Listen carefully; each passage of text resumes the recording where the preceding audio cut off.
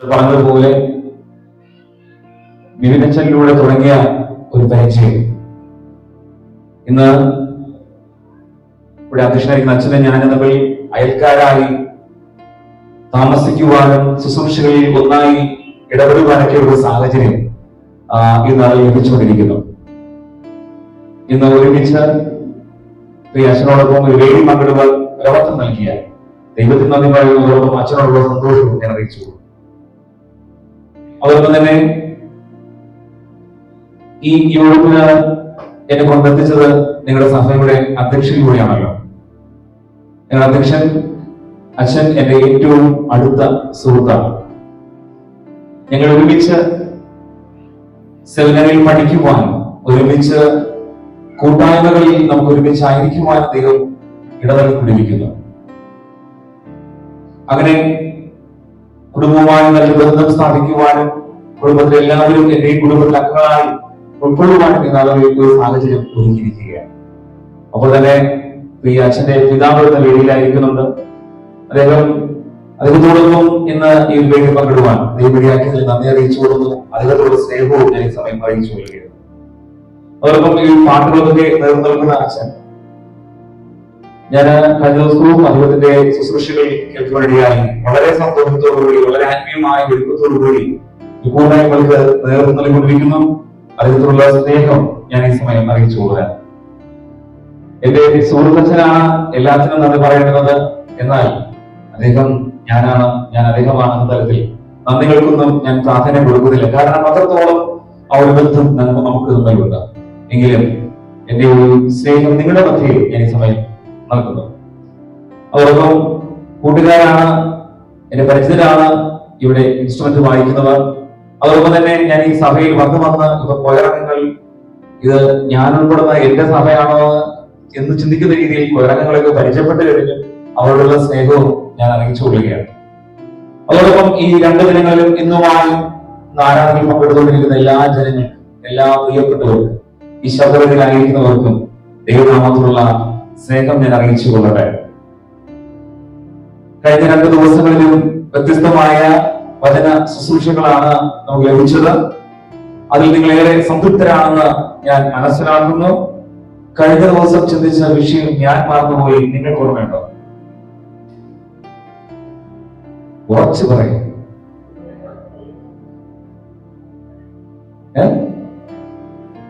ആരും ഒരാൾ ഉറച്ചു പറയും. കഴിഞ്ഞ ദിവസം ചിന്തിച്ച വിഷയം എന്താണെന്ന് ഉറച്ചു പറയും ധൈര്യത്തോടെ.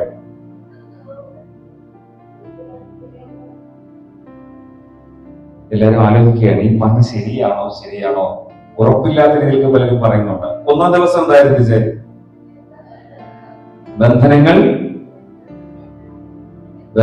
ബന്ധങ്ങളാകരുത്. ഓർക്കണം കേട്ടോ, ഈ സന്ദേശം ഒന്ന് മറന്നു കളയരുത്. ഇന്നലെ യാഹ്വേ ആൻഡ് യൂത്ത്സ് എന്ന വിഷയമാണ് ചിന്തിച്ചത്. യുവജനങ്ങളും ദൈവവും എന്ന വിഷയം. ഇന്ന് നമുക്ക് ഏറെ പ്രിയപ്പെട്ട ഒരു വിഷയത്തെ കുറിച്ചാണ് ചിന്തിക്കാനായിട്ട് പോകുന്നത്. നിങ്ങൾ എല്ലാവരെയും ആ വിഷയത്തിലേക്ക് ഞാൻ സ്വാഗതം ചെയ്യുന്നുണ്ട്. എനിക്കൊരു ചോദ്യമുണ്ട്. പ്രാർത്ഥിക്കാൻ കേട്ടോ. തുടക്കത്തിൽ ഞാൻ പറയട്ടെ, പ്രാർത്ഥനയോടായിരിക്കണം, എങ്കിൽ മാത്രമേ ഇന്നത്തെ ശുശ്രൂഷ അനുഗ്രഹമാകൂ. വാസ്തവത്തിൽ ഇന്ന് മറ്റു ബന്ധപ്പാടോടുകൂടിയാണ് ഞാൻ ഓടിയെത്തിയത്. ഇത് മെയ് മാസമാണ്. നമ്മുടെ സഭയിൽ 120 കുടുംബമുണ്ട്. 120 കുടുംബത്തിലെ 4 പേര് വെച്ച് അവരെല്ലാവരും ജനിച്ചിരിക്കുന്ന ഏകദേശം മാസം ഈ മെയ് മാസമാണ്. പണ്ടത്തെ സ്കൂളിൽ ചേർത്ത രീതി ഇതാണല്ലോ. അതുകൊണ്ട് തന്നെ ബർത്ത്ഡേ ഒറിജിനൽ അല്ലെങ്കിലും ഡ്യൂപ്ലിക്കേറ്റ് ആണെങ്കിലും അച്ഛന് കാർഡ് കൊടുത്തേ പറ്റുകയുള്ളൂ. അങ്ങനെ കാർഡ് എഴുതി ഇന്ന് രാവിലെ മുതൽ ഞാൻ അതിന്റെ തിരക്കിലായിരുന്നു. ഇപ്പോൾ ഉച്ചയ്ക്ക് ശേഷം വീടുകളിൽ കൊടുത്ത് ഇപ്പോഴും തീർന്നിട്ടില്ല, കുറച്ച് ബാക്കിയുണ്ട് ഇപ്പോഴും. ഈ ആഴ്ചയിലുള്ള കാര്യങ്ങൾ പറയുന്നത്. അപ്പോൾ അങ്ങനെ തിരക്ക് പിടിച്ച് 6:35 കഴിഞ്ഞു. ഞാൻ അത് കഴിഞ്ഞപ്പോ ഇത് പെട്ടെന്ന് മക്കളെ കൂടി ചേർത്ത്, എന്റെ മക്കൾ കൂടി വന്നിട്ടുണ്ട് 2 പേരും. എന്റെ മക്കളുടെ പേര് ഒന്ന് മോള് അഫ്ന ജുവൽ എന്നാണ് പേര്, മോൻ അഫ്നോ ജുവാനാണ്. 2 പേരും മുൻപിൽ തന്നെ സീറ്റിൽ ഇരിക്കുന്നുണ്ട്. കൊച്ചമ്മ എത്തിയപ്പോൾ ഞങ്ങൾ പോന്നു. സമയം തിരക്കായതുകൊണ്ട് കൊച്ചമ്മ റെഡിയായി വരാനുള്ള സമയമില്ല. ഞങ്ങൾ മക്കളുമായിട്ട് ഞങ്ങൾ ഇന്ന് ഈ ശുശ്രൂഷയിൽ പങ്കെടുത്തിരിക്കുകയാണ്. മക്കൾ ഇവിടെ ഫ്രണ്ടിരിക്കുകയാണ്. തിരക്കിൽ എവിടെയാണ് മക്കളിരിക്കുന്നത്? കുഞ്ഞു മക്കളാണ്. മോളിപ്പോൾ 5ാം ക്ലാസ്സിലായിട്ടുണ്ട്. മോനിപ്പോൾ UKG പ്രവേശിക്കുകയാണ്. ഇതാണ് എന്റെ മക്കളുടെ സാഹചര്യം. ഇത് വാശി പിടിച്ചു, ഞാൻ നിങ്ങൾ വന്നേ പറ്റൂ, നിങ്ങൾ വരുമെന്ന് പറഞ്ഞു. അങ്ങനെ ഒരുമിച്ച് വന്നിരിക്കുകയാണ്. അതായത് ഈ കൺവെൻഷനിൽ എന്നെ ഒരു പ്രാസംഗികനെ ക്ഷണിച്ചുള്ള സന്തോഷവും സ്നേഹവും അറിയിച്ചു കൊള്ളട്ടെ. പ്രിയപ്പെട്ടവരെ, നമ്മുടെ ഇന്നത്തെ പ്രധാന വിഷയത്തിലേക്ക് പ്രവേശിക്കാൻ സമയം അധികമില്ല. സമയം അപ്പോൾ തന്നെ വളരെ വേഗത്തിൽ ഓടിക്കൊണ്ടിരിക്കുകയാണ് എന്നുള്ളതാണ് മനസ്സിലാക്കുന്നത്. ഞാനൊരു ചോദ്യം ചോദിക്കാം. ആ ചോദ്യത്തിന് ഉത്തരം കിട്ടിയാൽ നമുക്ക് പ്രാർത്ഥിച്ച് ഇന്നത്തെ വചന ശുശ്രൂഷ ആരംഭിക്കാം. വേദപുസ്തകത്തിലെ ഏറ്റവും ചെറിയ വചനം ഏതാണ്?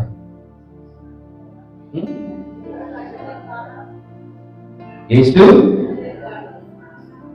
ഇംഗ്ലീഷ് പറയാമോ?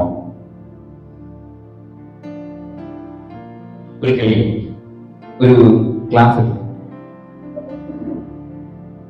യേശു കണ്ണുനീർ വാർത്തു എന്നതിന് ഇംഗ്ലീഷിൽ പറയാൻ പറഞ്ഞു. ബുദ്ധിമാനായ ഇംഗ്ലീഷ് ഒരുപാട് അഭിരുചിയുള്ള ഒരു കൊച്ചു കൂട്ടുകാരൻ പറഞ്ഞത് ഇങ്ങനെയാണ് കേട്ടോ. എന്താ പറഞ്ഞത് നിങ്ങൾക്കറിയാം?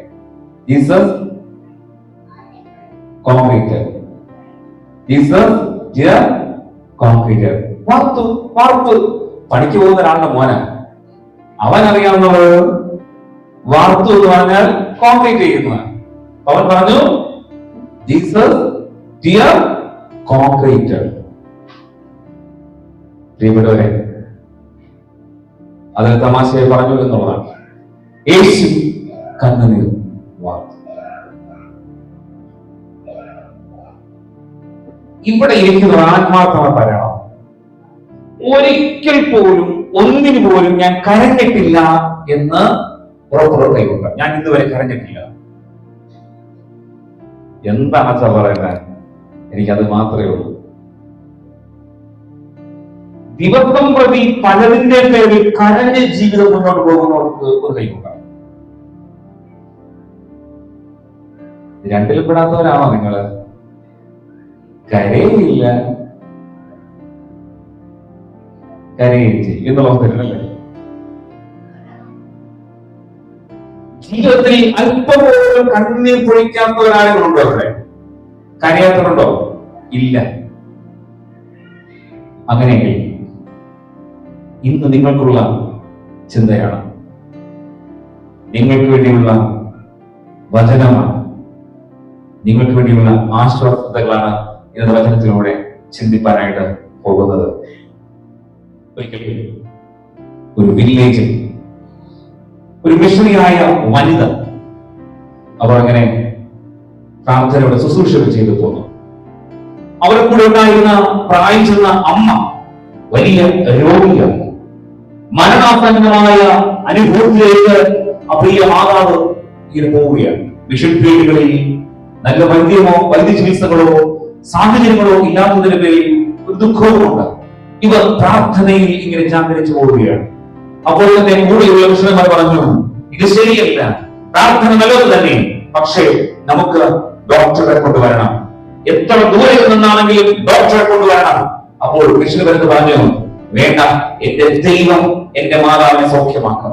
ഇല്ല, ഇത് രോഗം മൂർച്ഛിച്ചിരിക്കുകയാണ്, ഇനി ഡോക്ടറെ കൊണ്ടുവന്നില്ലെങ്കിൽ സമൂഹം വല്ലതും പറയും, മറ്റു പലരും തമ്മിൽ വല്ലതും പറയും, അതുകൊണ്ട് ഡോക്ടർ വരണം എന്ന് പറഞ്ഞ് അവർ ഡോക്ടറെ തേടിപ്പോയി. അങ്ങനെ ഒത്തിരി അതിൽ നിന്ന് ഒരു ഡോക്ടറുമായി തിരിച്ചെത്തിയപ്പോൾ അർദ്ധരാത്രിയായി. അദ്ദേഹം വന്ന് അമ്മയെ നോക്കിയപ്പോൾ ഭയന്നുപോയി. കാരണം അത്രമാത്രം സീരിയസ് ആണ്. കൂടെയുള്ള മിഷണറിമാരോടും എല്ലാവരും പറഞ്ഞു, ഇത് ഇമ്പോസിബിൾ, നാളെ രാവിലെ 8 മണി കഴിഞ്ഞാൽ ഭാഗ്യമാണ്, കാരണം അത്രയൊന്നും പോകത്തില്ല, മരണപ്പെടും, നിശ്ചയം തന്നെ മരിച്ചു പോകും എന്ന് ഉറപ്പിച്ച് ഡോക്ടർ പറഞ്ഞു. അതുകൊണ്ട് താൽക്കാലികമായി ചെയ്യാനില്ല, നിങ്ങൾ സാന്ത്വനമായിരിക്കുക, നിങ്ങൾക്ക് കഴിയുന്നതിൽ പ്രാർത്ഥിക്കുക എന്ന് പറഞ്ഞിട്ട് ഡോക്ടർ മടങ്ങിപ്പോയി. മിഷണറിമാർ വട്ടം ചുറ്റി ഭവനത്തിൽ വെച്ച് നിൽക്കുകയാണ്. ഇപ്പോൾ സംഭവിക്കും, ഇപ്പോൾ സംഭവിക്കും, ഇപ്പോൾ സംഭവിക്കും. എന്നാൽ തന്റെ അമ്മയെ ഓർത്ത് ഈ മിഷണറി വനിത രാത്രി മുഴുവൻ കണ്ണുനീരോടെ പ്രാർത്ഥിച്ചു, കണ്ണുനീരോടെ പ്രാർത്ഥിച്ചു, കണ്ണുനീരോടെ പ്രാർത്ഥിച്ചു. ഇപ്പോൾ മരിക്കുമെന്ന് വിധി എഴുതപ്പെട്ടിരുന്ന ആളാണ്. രാവിലെ മിഷണറിമാർ, കൂടെയുള്ള മിഷണറിമാർ, അവിശ്വാസികളായ ഒരുവറ്റുണ്ട്, നോക്കുകയാണ്. ഇപ്പോൾ മരിക്കും, ഇപ്പോൾ മരിക്കും, ഇപ്പോൾ മരിക്കും. കാരണം ഈ ലോകത്തിലെ ദൈവം എന്ന് പറയുന്ന വൈദ്യശാസ്ത്രം പറഞ്ഞു ഇപ്പോൾ മരിക്കുമെന്ന് പറഞ്ഞിരിക്കുന്ന ഡോക്ടർ പറഞ്ഞിരിക്കുകയാണ്. ആ ഡോക്ടർ വിശ്വാസം അർപ്പിച്ചുകൊണ്ട് ഇങ്ങനെ നിരീക്ഷിച്ചപ്പോൾ പതിവിൽ നിന്ന് വ്യത്യസ്തതകളാണ് കാണുന്നത്. അമ്മ മരണത്തോട് മൽപ്പിടുത്ത് നടത്തിയ അമ്മ തിരിച്ച് ജീവിതത്തിലേക്ക് ചേക്കേറുകയാണ്. ഓരോ നിമിഷം ചെറിയ ചെറിയ മാറ്റങ്ങൾ കാണുകയാണ്. 8 മണിയായി, 9 മണിയായി, ഒരു ദിവസമായി, 2 ദിവസമായി, ആഴ്ചകളേറെയായി. ചില ദിവസങ്ങൾക്ക് ശേഷം കിടപ്പിൽ രോഗിയായിരുന്ന അമ്മ എഴുന്നേറ്റ് നിൽക്കുവാനും തങ്ങൾ കൂടി വരുന്ന സഭയിൽ സാക്ഷ്യം പറയുവാനും ഇടയായി. ഒരിക്കൽ ഈ വാർത്ത കേട്ട ഡോക്ടർ ചോദിച്ചു, ഇതെങ്ങനെ സംഭവിച്ചു? ഇതെങ്ങനെ സംഭവിച്ചു? ഈ മിഷൻ വനിത മറുപടി പറഞ്ഞു, ദൈവത്താൽ എല്ലാം സാധ്യം, ദൈവത്താൽ എല്ലാം സാധ്യമെന്ന് പറഞ്ഞു. ഞാൻ രാത്രി മുഴുവൻ കണ്ണുനീരോടെ പ്രാർത്ഥിച്ചു. എന്റെ മാതാവിനെ ഞാൻ ദൈവകരങ്ങളിൽ കൊടുത്ത് കണ്ണുനീരോടെ പ്രാർത്ഥിച്ചു. ദൈവം പ്രവർത്തിച്ചു. ഹല്ലേലൂയ, ഹല്ലേലൂയ പറഞ്ഞേ, ഹല്ലേലൂയ, ഹല്ലേലൂയ. പ്രിയപ്പെട്ടവരെ, ഇന്ന് ഈ അനുഭവ ചരിത്രത്തിൽ നിന്ന് നാം അടർത്തിയെടുത്ത് ചിന്തിക്കുവാൻ പോകുന്ന വിഷയം ഇതാണ്: സ്വർഗത്തിനെ സ്പർശിക്കുന്ന കണ്ണുനീര്, സ്വർഗത്തെ തൊടുന്ന കണ്ണുനീര് എന്ന വിഷയമാണ് പ്രധാനമായി ഫോക്കസ് ചെയ്യുന്ന വിഷയം. എന്തുവാ? കണ്ണുനീര് എന്ന വിഷയത്തിലേക്കാണ് നാം ഇന്ന് ചിന്തിക്കാൻ പോകുന്നത്. എല്ലാവരും ചിന്തയിലേക്ക് സ്വാഗതം ചെയ്യുന്നു. ഇതുവരെ കരഞ്ഞിട്ടില്ലാത്തവർ ആരും തന്നെ ഇല്ല. അതെ, പറയില്ല. കണ്ണുനീരിന്റെ അനുഭവങ്ങളെ പറ്റി ആരോട് പലപ്പോഴും പറയാൻ മടിയാണ്. എന്നാൽ ചില കണ്ണുനീരിന്റെ അനുഭവത്തിൽ അറിയിക്കുമ്പോൾ വിളിക്കാറുണ്ട്. ഒരു ദിവസം രാത്രി 12 മണി കഴിഞ്ഞു. ഞാനിങ്ങനെ എല്ലാം വായനയൊക്കെ കഴിഞ്ഞ് എഴുതാനൊക്കെ ഉണ്ടായിരുന്നതൊക്കെ എഴുതി കിടക്കുവാൻ വേണ്ടി കട്ടിൽ പോയി കിടന്നപ്പോൾ ഒരു ഫോൺ കോൾ വരുന്നത് എന്റെ ഏറ്റവും അടുത്ത ഒരു സുഹൃത്താണ്. സുഹൃത്ത് ഹലോ കരഞ്ഞുകൊണ്ട് സംസാരിച്ചു തുടങ്ങുകയാണ്. വളരെ മാന്യനും വളരെ റെയിൽവേയിൽ ജോലിയുള്ള സുഹൃത്തു കൂടിയാണ്. പേര് ഞാൻ പറയുന്നില്ല, നിങ്ങളുടെ പക്ഷെ ബന്ധുക്കളുണ്ടാകുന്നുണ്ടെങ്കിലോ, അതുകൊണ്ട് നിങ്ങൾ അത് മനസ്സിലാക്കി എടുത്തുകൊള്ളൂ. അടുത്തൊരു വ്യക്തിയാണ്, അടുത്ത സമീപത്തൊരു വ്യക്തിയാണ്. കരഞ്ഞുകൊണ്ട് വിളിക്കുകയാണ്, അച്ഛാ. എന്റെ കൂട്ടുകാരൻ, പക്ഷെ എന്നെ അച്ഛാന്ന് വിളിക്കുന്നത്. അച്ഛാ, പ്രാർത്ഥിക്കണം അച്ഛാ. ഞാൻ എഴുന്നേൽക്കുകയാണ്.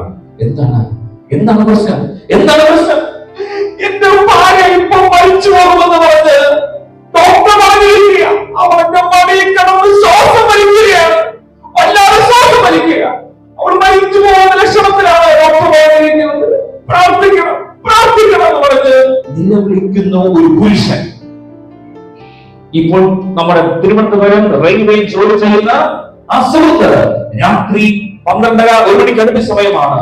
നിലവിളിച്ച് കരഞ്ഞ് പ്രാർത്ഥിക്കുകയാണ്, പ്രാർത്ഥിക്കാൻ പറയുകയാണ്. പ്രിയപ്പെട്ടവരെ, ആ സമയത്ത് എനിക്ക് എന്ത് ചെയ്യണമെന്നറിയില്ല. എങ്കിലും ഞാൻ പറഞ്ഞു, കരയരുത്, ഞാൻ ഒരു നിമിഷം പ്രാർത്ഥിക്കാം എന്ന് പറഞ്ഞു. പക്ഷേ കയ്യിൽ നിന്ന് ഒരിക്കൽ കരഞ്ഞ് ഫോൺ താഴെ വീണു. എനിക്കത് കേൾക്കാം. എന്നിട്ടും ആ ഫോൺ എടുത്ത് ചെവിയിൽ പിടിച്ചു പറഞ്ഞു, യേശുവിന്റെ നാമത്തിൽ ഈ സഹോദരിക്ക് ഇപ്പോൾ വിടുതൽ കൊടുക്കണമെന്ന് പ്രാർത്ഥിച്ചു. അത്യാസന നിലയിൽ ICU ഡോക്ടർ പറഞ്ഞു കാണാനുള്ളത് കണ്ടുകൊള്ളൂ എന്ന് പറഞ്ഞപ്പോൾ ചെന്ന് കട്ടിലിരുന്ന് ആ ICU ബെഡിലിരുന്ന് തലയെടുത്ത് മടിയിൽ വെച്ച് നിലവിളിക്കുകയാണ്. അവിടെ നിന്ന് വിളിച്ച് പറയുക, പ്രാർത്ഥിക്കുക. പ്രിയപ്പെട്ടവരെ, ഞാൻ ഉടൻ തന്നെ പലരെയും പ്രാർത്ഥിക്കുന്ന നല്ലവരെ വിളിച്ചറിയിച്ചു. എല്ലാവരും പ്രാർത്ഥിക്കാൻ പറഞ്ഞു. കണ്ണീരോട് പ്രാർത്ഥിച്ചു. പ്രിയപ്പെട്ടവരെ, ആ സമയത്ത് ദൈവം ഒരു വിടുതൽ ആ സ്ത്രീ കൊടുത്തു. അവരുടെ കുടുംബമായി സന്തോഷത്തോടെ ജീവിക്കുകയാണ്. ഡോക്ടർ പറഞ്ഞു മരിക്കും എന്ന് പറഞ്ഞെടുത്ത് കണ്ണുനീരിന് വിലയുണ്ട് എന്ന് ഞാൻ ഓർമ്മപ്പെടുത്തുകയാണ്. മറ്റൊരു സഹോദരനും ചേർന്ന് എന്നെ കാണുവാൻ വേണ്ടി മിഷൻ വീട്ടിലേക്ക് വന്നിട്ട് അവർ രണ്ടുപേരും മിണ്ടുന്നില്ല. രണ്ടുപേരും ഞാൻ പിടിച്ചിരുത്തി കൗൺസിലിംഗുമായി ഇരുത്തിയപ്പോൾ അവർ കണ്ണുനീരോടെ അവർ പതിയായി പറഞ്ഞു തുടങ്ങി, ഞങ്ങൾ തമ്മിൽ സംസാരിച്ചിട്ട് വർഷങ്ങളേറെയാണ് അച്ഛാ. നിങ്ങൾ കാണുമ്പോൾ അത് സന്തോഷത്തോട് നടക്കുന്നെങ്കിലും ഞങ്ങൾക്ക് തമ്മിൽ പ്രശ്നങ്ങളുണ്ട്. ഞങ്ങൾ തമ്മിൽ സംസാരിക്കാറില്ല. ഞങ്ങൾ കുടുംബത്തിൽ വലിയ പ്രശ്നങ്ങളാണ് എന്ന് പറഞ്ഞ് അവർ പരസ്പരം വിഷമങ്ങൾ അറിയിച്ചു. ഒടുവിൽ പരസ്പരം അവർ കണ്ണുനീരോടെ ഓടുന്ന വിഷയങ്ങൾ, അവരുടെ വേദനകൾ പറഞ്ഞു. ഞാൻ പറഞ്ഞു, ഇത് ശരിയല്ല. കണ്ണുനീരിന് വിലയുണ്ട്. നിങ്ങളുടെ ഒഴുകുന്ന കണ്ണുനീർ സത്യമെങ്കിൽ ദൈവം നിങ്ങളെ അനുഗ്രഹിച്ച് പറഞ്ഞയക്കാൻ പോവുകയാണ്. നിങ്ങൾ ഈ ഡൈവേഴ്സിന്റെ വക്കിലേക്ക് തിരിക്കുന്നത് എനിക്കറിയാം. പക്ഷേ നിങ്ങളെ കുടുംബജീവിതത്തിലേക്ക് നയിക്കുവാൻ കർത്താവ് ഒരുക്കമാണ്. ഞാൻ രണ്ടുപേരും ഗവൺമെന്റ് സ്റ്റാഫുകളാണ്. രണ്ടുപേരും ഗവൺമെന്റ് സ്റ്റാഫ്. അവരുടെ ജീവിതത്തിലെ വലിയ പ്രശ്നം മറ്റൊന്നുമല്ല. അവർ ഒരു കുഞ്ഞു വീട് വെക്കുവാൻ വേണ്ടി തുടങ്ങി. പക്ഷേ ചെയ്തു വന്നപ്പോൾ പ്ലാൻ എല്ലാം മാറിയതിനു ശേഷം അതങ്ങനെയാണല്ലോ നമ്മൾ തുടങ്ങി വെച്ച ശേഷം ഈ മുറി അവിടെ ഇരുന്നെങ്കിൽ, ആ മുറി കൂടി ഇരുന്നെങ്കിൽ, ഇതിനകത്തൊരു നമുക്കൊരു പൂൾ ഉണ്ടായിരുന്നെങ്കിൽ, സ്വിമ്മിംഗ് പൂൾ ഉണ്ടായിരുന്നു. ഓരോ അഭിപ്രായങ്ങൾ മാറി. പ്രിയപ്പെട്ടവരെ, അവർ എടുക്കേണ്ടുന്ന ലോണുകളും ചിട്ടികളും വട്ടികളും എല്ലാം എടുത്തെടുത്ത് ഒടുവിൽ 1.5 കോടിയിലധികം രൂപ വീടിന് കുഴിച്ചു കൊടേണ്ടി വന്നു. രണ്ടുപേർക്കും സ്ട്രെസ് താങ്ങാൻ പറ്റുന്നില്ല. ആദ്യം അവർ വാങ്ങിച്ച സ്ഥലമേ ശരിയല്ലാതായി പോയി. ചരിഞ്ഞ പ്രതലമാണ്. അത് വാങ്ങിയിട്ട് എന്ത് ചെയ്തു കാണും? കല്ലടുക്കി അതിൽ മണ്ണടിച്ചു നികത്തി. എന്നിട്ട് തീർന്നില്ല. ആരൊക്കെ പറഞ്ഞു കൊടുത്തു ഇത് പ്രശ്നമാണ്, അതുകൊണ്ട് എന്ത് ചെയ്യണം? പില്ലർ വെക്കണം. എത്രയോ പില്ലർ കഴിഞ്ഞപ്പോൾ അവരുടെ കയ്യിലുള്ള എല്ലാ പൈസയും തീർന്നു. വട്ടിക്കും ചിട്ടിക്കും കടയിലും ഇവർ ഗവൺമെന്റ് ജോലിക്കാരായവർ എല്ലാവരും കൊടുത്തു. എല്ലാ കടക്കാരും ടൈൽസ് ഇതെല്ലാം കൊടുത്തു. വലിയ ഗാനമേളയ്ക്ക് വെച്ചുകൊണ്ടുള്ള വീട് പാചകം അന്ന് തുടങ്ങി അവർ രണ്ടുപേരും കിടക്കാൻ. ഞാൻ സത്യത്തിൽ ഇന്ന് ഈ വിഷയം കണ്ണുനീരല്ല എടുക്കാൻ ഉദ്ദേശിച്ചത്, ആഗ്രഹങ്ങൾ എന്ന വിഷയം എടുക്കാൻ വിചാരിച്ചത്. ആ വിഷയത്തിൽ ഒത്തിരി പറയാനുണ്ട്. പക്ഷെ ഞാനത് ഒരു അവസരം കിട്ടുകയാണെങ്കിൽ പറയാമെന്ന് വിചാരിച്ചുകൊണ്ട് ആഗ്രഹങ്ങൾ എന്ന വിഷയത്തെ മാറ്റി വയ്ക്കുന്നു. ദൈവങ്ങളെ, അങ്ങനെ ദൈവഹിതമല്ലാതെ ഒരു റൂട്ടിലോട്ട് പോയി അവർ കണ്ണുനീരിന്റെ അവസ്ഥയിലായി. 2 തരത്തിലെ കണ്ണുനീരാണ് പറയാൻ പോകുന്നത്. അവർ കണ്ണുനീരിന്റെ അവസ്ഥയിൽ രണ്ട് വഴിക്കായി. മിണ്ടാട്ടമില്ല. അങ്ങനെ പ്രശ്നങ്ങൾ വലുതായി. രണ്ടുപേരും തമ്മിൽ അടിപിടിയ. ഈ കുടുംബജീവിതത്തിലെ പ്രശ്നങ്ങൾക്ക് പ്രധാന കാരണം ഒന്ന് സമ്പത്ത്, ഒന്ന് അകൽച്ച. ഈ അകൽച്ചയ്ക്ക് പലതുമുണ്ട്. അവർ ഇരിക്കട്ടെ. അപ്പൊ അങ്ങനെ അവർ കണ്ണുനീരിന്റെ ആത്മാർത്ഥിയായി. കൊച്ചുകുട്ടിയാണ് ഇടയുള്ളത്. ആ കൊച്ചുകുട്ടി അപ്പനെയും അമ്മയും നോക്കി ആരാണ് എന്നെ സ്നേഹിക്കുന്നത്, ആരാണ് എന്നെ കരുതുന്നതെന്ന വിഷമത്തോടെ ഇരിക്കുമ്പോൾ അവർ എന്റെ മുന്നിൽ വന്നു, പ്രാർത്ഥിച്ചു, അവർക്ക് വേണ്ടി മധ്യസ്ഥ വഹിച്ചു. അവർ മുഴങ്കാൽ മടക്കി ആൾക്കാരുടെ മുമ്പിൽ കണ്ണുനീരോടെ പ്രാർത്ഥിക്കാൻ പറഞ്ഞു. ദൈവത്തെ കണ്ണുനീരോടെ പ്രാർത്ഥിച്ചു. ഇന്ന് അവർ മെച്ചമായ കുടുംബജീവിതം നയിച്ച് അവർ മുന്നോട്ട് പോവുകയാണ്. സഭ പറഞ്ഞു 2 പിരിയും. എന്നാൽ അവർ ആൾക്കാരുടെ മുമ്പിൽ കണ്ണുനീരോടെ പ്രാർത്ഥിച്ചു. അവർ കുറവുകളിലേക്ക് പറഞ്ഞു. അവർ നന്നായി പോകുന്നു. കണ്ണുനീരിന് വിലയുണ്ട്. ഇനിയും കണ്ണുനീര് നമ്മൾ പറഞ്ഞാൽ ഒത്തിരിയുണ്ട്. എന്നാൽ നമ്മുടെ വിഷയത്തിൽ പ്രവേശിക്കാനുള്ളത് കൊണ്ട് നിങ്ങളിൽ പലരും കരയുന്നുണ്ട് എന്ന പൂർണ്ണ ബോധ്യത്തോടുകൂടി ഈ വിഷയത്തിലേക്ക് പ്രവേശിക്കുകയാണ്. പ്രിയപ്പെട്ടവരെ, കഴിഞ്ഞ ദിവസം ഞാനൊരു വീട്ടിൽ ഒരുപാട് ഉദാഹരണം, അച്ഛനല്ലേ, അച്ഛന്മാരാകുമ്പോൾ ഒരുപാട് അനുഭവങ്ങളുണ്ട്. എന്നാൽ എന്റെ വിഷയം ഒത്തിരി വലുതാണ്. കട്ടപിടിച്ചിട്ട് പറയാൻ പോവുകയാണ്. ഒരു വീട്ടിൽ പോയപ്പോൾ നല്ല സുന്ദരിയായ പെൺകുട്ടി, ഭയങ്കര എപ്പോഴും ചിരിച്ചുകൊണ്ട് നടന്നൊരു പെൺകുട്ടിയാണ്. ഞാൻ ആ വീട്ടിൽ പോയപ്പോൾ അവൾ കല്യാണം കഴിഞ്ഞ് പോയതാ, പക്ഷെ ആ വീട്ടിലുണ്ട്. ഞാൻ ചോദിച്ചു, എന്താ വിശേഷം, എന്താ സന്തോഷമാണോ? ചിരിച്ചുകൊണ്ടുന്ന കുട്ടി കണ്ണിൽ നിന്ന് കണ്ണീര് വരാൻ തുടങ്ങി. ഒരു സംഗതി എനിക്കറിയാം, കല്യാണം കഴിഞ്ഞിട്ട് ഏകദേശം 10 വർഷം അടുപ്പിച്ചായി, കുഞ്ഞുങ്ങളില്ല. ആ ഒരു അവസ്ഥ സത്യത്തിൽ അറിയാം. അതിനുവേണ്ടി ഞങ്ങൾ സഭയായി പ്രാർത്ഥിച്ചുകൊണ്ടിരിക്കുകയാണ്. പക്ഷേ അവൾ പറഞ്ഞ വിഷയം മറ്റൊന്നാണ്. അവളുടെ അമ്മ മുന്നിലേക്ക് വന്നു, അച്ഛാ അത് ഒരു പ്രശ്നമുണ്ട്. എന്താണ്? മരിക്കാൻ തോന്നുന്ന രീതിയിലുള്ള വയറുവേദനയാണ് എല്ലാ മാസവും വരുന്നത്. കഴിഞ്ഞ ദിവസവും ഹോസ്പിറ്റലിൽ കൊണ്ടുപോയി. മോർഫിൻ എന്ന മരുന്ന്, മോർഫിൻ എന്ന് പറഞ്ഞാൽ മോസ്റ്റ് ഹൈ ഡോസ് കഴിച്ചതുകൊണ്ട് ഡോക്ടർ പറഞ്ഞു, ഇനി കഴിക്കരുത്, ഇനി കഴിച്ചാൽ നിന്റെ അവയവങ്ങൾ, കിഡ്നി, മറ്റു കാര്യങ്ങളെല്ലാം അടിച്ചു പോകും, നീ മരിച്ചു പോകും. പക്ഷെ ഇത് വേദന സഹിക്കാൻ പറ്റുന്നില്ല. ഉരുണ്ട് പിടയുക. ഇവിടെ പക്ഷേ അമ്മമാർ സ്ത്രീകളുള്ളതുകൊണ്ട് ചിലർക്കൊക്കെ അതിന്റെ തീവ്രത നിങ്ങൾക്ക് ചിലർക്ക് വന്നാൽ ഞാൻ പറയുന്നില്ല. അവൾ പറയുക, അവൾ കയ്യിൽ പോയി, പിന്നെ കരയാണ്, പറ്റുന്നില്ല, ഞാൻ വീട്ടിലായി. ചേട്ടൻ ആകപ്പാടും മാനസികമായി തളർന്നിരിക്കുക, ഒരു കുഞ്ഞില്ലാത്ത അവസ്ഥ. അതിലൂടെ ഈ മാസങ്ങൾ തോറും ഈ ഒരു പ്രശ്നം വന്നപ്പോ എനിക്കത് പറ്റുന്നില്ല. ഞാൻ വീട്ടിൽ വന്ന് അമ്മയുടെ മടിയൊന്ന് കിടന്നു നോക്കാൻ വന്നതാ. അമ്മയുടെ ഒരു ആശ്വാസ വാക്കോ അല്ലെങ്കിൽ എന്തെങ്കിലുമൊക്കെ പരിഗണന കിട്ടിയ, അങ്ങനെ ഒരു ആശ്വാസം കിട്ടേണ്ടി എന്ന് പറഞ്ഞ് പ്രാർത്ഥിക്കച്ച. ഡോക്ടർ കൈവിട്ടിരിക്കുക. ഡോക്ടർ പറഞ്ഞു വേറെ ഒരു മരുന്ന് തരാനില്ല, ഇനി ആസ്പിരിൻ പോലെയുള്ള ഇത് ഈ മെഡിസിൻ കഴിക്കരുത് എന്ന് പറഞ്ഞിരിക്കുക. കുട്ടി കരഞ്ഞോണ്ട് പ്രാർത്ഥിച്ചതെന്തുവാ? പ്രാർത്ഥിക്കുന്ന എന്നോട് പറഞ്ഞത് പ്രാർത്ഥിക്കുന്ന കണ്ണുനീരിന് ഒരുപാട് തലങ്ങളുണ്ട്. തീരെ ഒരുപാട് തലങ്ങളുണ്ട്. നമ്മുടെ കണ്ണുനീരിന് വിലയുണ്ട് എന്ന് ഓർമ്മപ്പെടുത്തട്ടെ. ഇതിന്റെ പല പര്യായങ്ങളുള്ള വിഷയം നമുക്ക് ഓരോരുത്തർക്കും ഉണ്ട്. ഇല്ലേ? ഒന്ന്, ചിലർക്ക് കുടുംബഭാരം, കടഭാരം, ചിലർക്ക് മറ്റു പലതരത്തിലുള്ള കുടുംബ പ്രശ്നങ്ങൾ, മനസ്സിലെ പിരിമുറുക്കങ്ങൾ. യുവതലമുറകൾക്ക് മറ്റു പലതുമാണ്. പാപഭാരങ്ങൾ. അതോടൊപ്പം തന്നെ ചിലർക്ക് കഴിഞ്ഞ ദിവസം ചിന്തിച്ചതുപോലെ ബന്ധങ്ങളുടെ തെന്നിപ്പോയ സാഹചര്യം, ബന്ധങ്ങളിൽ അറ്റുപോകുന്നതിന്റെ വേദനകൾ, പലതും കൊണ്ട് കരയുവാൻ കൊതിക്കുന്നവരുണ്ട്. കണ്ണീർ വരുന്നില്ല, മനസ്സ് മരവിച്ചിരിക്കുമ്പോ ഞാൻ വീണ്ടും പറയുന്നു, കണ്ണുനീരിന് വിലയുണ്ട് എന്ന് പറഞ്ഞുകൊണ്ട് ഇന്ന് പ്രധാന വിഷയത്തിലേക്ക് ഞാൻ നിങ്ങളെ സ്വാഗതം ചെയ്യണം. എല്ലാവർക്കും കണ്ണടയ്ക്കാം. ഒരു നിമിഷം പ്രാർത്ഥിച്ചുകൊണ്ട് വേദപുസ്തകത്തിലേക്ക് നമുക്ക് പ്രവേശിക്കാം. ആമേൻ, ആമേൻ. യേശുനാമത്തിൽ എല്ലാവർക്കും പ്രാർത്ഥിക്കാം. യേശുനാമത്തിൽ സ്തോത്രം.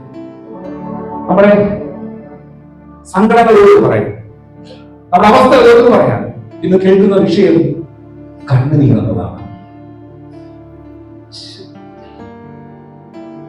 നമ്മുടെ ജീവിതത്തിൽ എന്തെല്ലാം പ്രശ്നങ്ങളുണ്ടാകും. ബന്ധനങ്ങൾ, രോഗങ്ങൾ, കടഭാരങ്ങൾ, നിന്ദകൾ, പരിഹാസങ്ങൾ, പരാജയങ്ങൾ. ഒന്ന് പൊട്ടിക്കരണമെന്ന് ആഗ്രഹിച്ചിട്ട് അതിനുപോലും കഴിയാതെ മനസ്സ് തേങ്ങി നിരാശാവസ്ഥയിലായിരിക്കുമ്പോ ദൈവം നിനക്ക് വചനത്തിലൂടെ ബലം തരാൻ പോവുകയാണ്.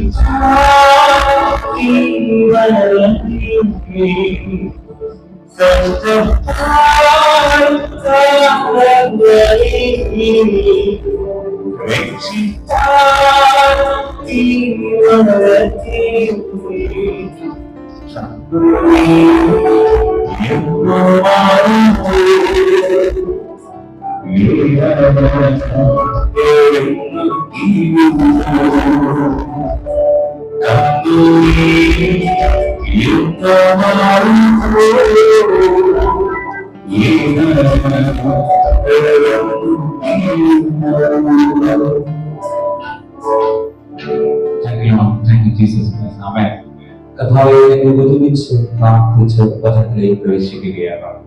ഞങ്ങളിൽ കണ്ണുനീരുണ്ട്, ഞങ്ങളിൽ പ്രശ്നങ്ങളുണ്ട്, ആകുലതകളുണ്ട്. എന്നാൽ ഇത് കേൾക്കുന്ന തിരുവചന നിമിത്തം ഞങ്ങൾക്ക് ദർശനം നൽകണമേ, ആശ്വാസം നൽകണമേ കർത്താവെ. ഞങ്ങളിൽ കർത്താവെ വലിയൊരു വിടുതൽ തരണമെന്ന് പ്രാർത്ഥിക്കുന്നു. ഞങ്ങൾ തന്നെ സമർപ്പിക്കുന്നു. വചനത്തിൽ എന്താണ് കണ്ണുനീരിനെ കുറിച്ച് പറയുന്നതെന്ന് ഞങ്ങൾ ലഘുവായി ചിന്തിച്ച് പ്രാർത്ഥിച്ച് ചെറുപ്പെടുത്ത് മുന്നേറുവാൻ ഞങ്ങളെ സഹായിക്കണം. പ്രാർത്ഥനയോ യേശുവിൻ നാമത്തിൽ തന്നെ. ആമേൻ, ആമേൻ, ആമേൻ.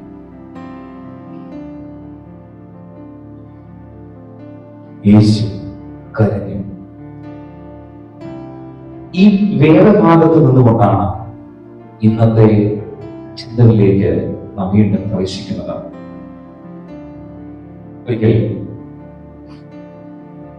ഒരു രോഗി RCCയിൽ ടെസ്റ്റുകൾക്ക് വേണ്ടി കടന്നുപോയി. അവർ ടെസ്റ്റുകൾ കഴിഞ്ഞപ്പോൾ ഡോക്ടർമാർ പറഞ്ഞത് നിങ്ങളുടെ രോഗം തീവ്രമാണ്. 20,000 രൂപ വീതമുള്ള ഇൻജക്ഷൻ ഇപ്പോൾ ഉടനടി എടുക്കണം.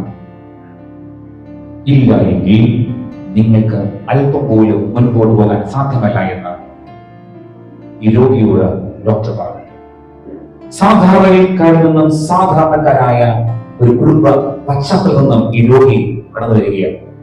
ഈ രോഗി കണ്ണുനീരോടെ തന്റെ കയ്യിൽ മറ്റൊന്നുമില്ല. ഇനി എങ്ങനെയാണ് മരുന്ന് വാങ്ങുന്നത്? എവിടെ നിന്നാണ് വാങ്ങുന്നത്? ആരാണ് സഹായിക്കുന്നത്? എനിക്ക് മരുന്ന് വാങ്ങാൻ കഴിയില്ല, ഞാൻ മരിക്കും. എങ്കിലും എന്റെ ദൈവം എനിക്ക് വഴി തുറക്കും എന്ന പ്രതീക്ഷയോടെ ഈ രോഗി RCCയുടെ സമീപം അവിടുന്ന് പുറത്തിറങ്ങി ഒരു മെഡിക്കൽ സ്റ്റോറും അതുമായി ബന്ധപ്പെട്ട സ്ഥലത്ത് അതിന് മുന്നിലായിട്ട് വന്നിരുന്നു. ഇരുത്തുന്ന തുണ്ടുമായി ഈ മെഡിക്കൽ സ്റ്റോറിൽ മരുന്ന് ചോദിച്ചു. മെഡിക്കൽ സ്റ്റോറുകാരനെ നോക്കി. കാരണം അകത്ത് പറഞ്ഞതിനേക്കാൾ ഇത്തിരി കൂടെ വിലയുള്ള മരുന്നാണ് ഇത് വില കൊണ്ട് വാങ്ങാൻ കഴിയുമോ നോക്കി വില പറഞ്ഞു കൊടുത്തു. രോഗിക്ക് വീണ്ടും വല്ലാത്ത വിഷമം. ഈ രോഗിയും കൂടെ പോയ കൂട്ടിരിപ്പുകാരായ ആ ഒരു വ്യക്തിയും ചേർന്ന് സമീപത്ത് മാറിയിരുന്ന പരിഭവങ്ങളും വിഷമങ്ങളും സങ്കടങ്ങളും പറഞ്ഞു.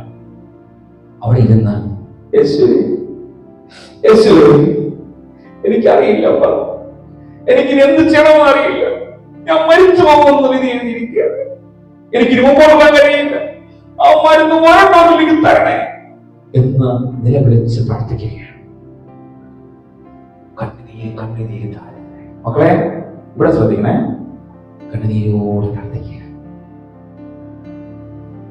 പെട്ടെന്ന് മെഡിക്കൽ സ്റ്റോറുകാരൻ കൈയടിച്ചു വിളിക്കുകയാണ്. അതെ, നിങ്ങൾ തന്നെ. അവർ സംശയമായി. എന്തിനായിരിക്കും? വീണ്ടും ഒന്ന് വരൂ. നിങ്ങളുടെ തുണ്ടൊന്ന് കാണിച്ച് മരുന്നെടുത്ത് വിശപ്പുറത്ത് വെച്ച് നിങ്ങൾ കൊണ്ടുവയ്ക്കുള്ളൂ. ഇത് ഏകദേശം 3 ഡോസ്, ഏകദേശം 60,000 രൂപയുടെ മരുന്ന്. അയ്യോ സാർ, എനിക്ക് പൈസ ഇല്ല.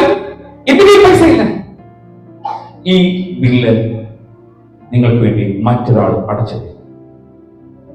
ഈ ബില്ല് നിങ്ങൾക്ക് വേണ്ടി മറ്റൊരാൾ അടച്ചു കഴിഞ്ഞു. നിങ്ങൾ പോയി ഉള്ളിൽ കൊടുക്ക. അവർ അത് മരുന്ന് ചെയ്യട്ടെ.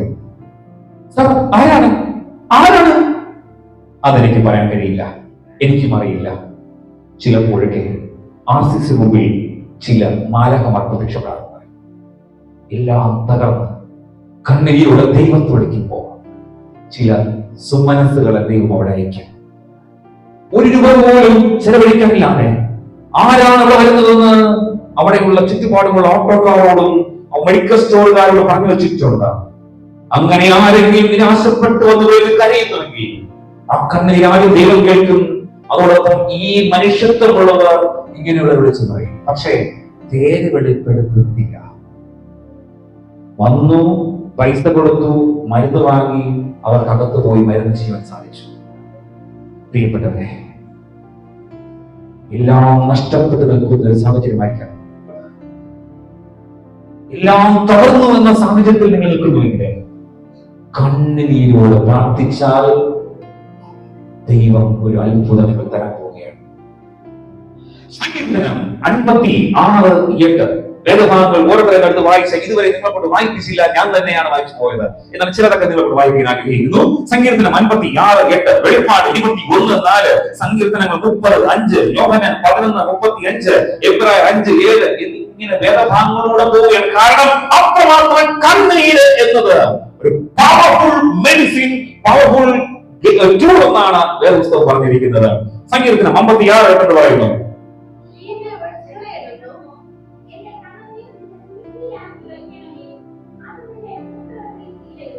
അതായത് ഇതൊരു പ്രാർത്ഥനയാണ് എങ്കിലും ഇതിന്റെ മർമ്മം ഇതാണ്: നമ്മുടെ കണ്ണിൽ നിന്ന് എല്ലാം നഷ്ടപ്പെട്ട്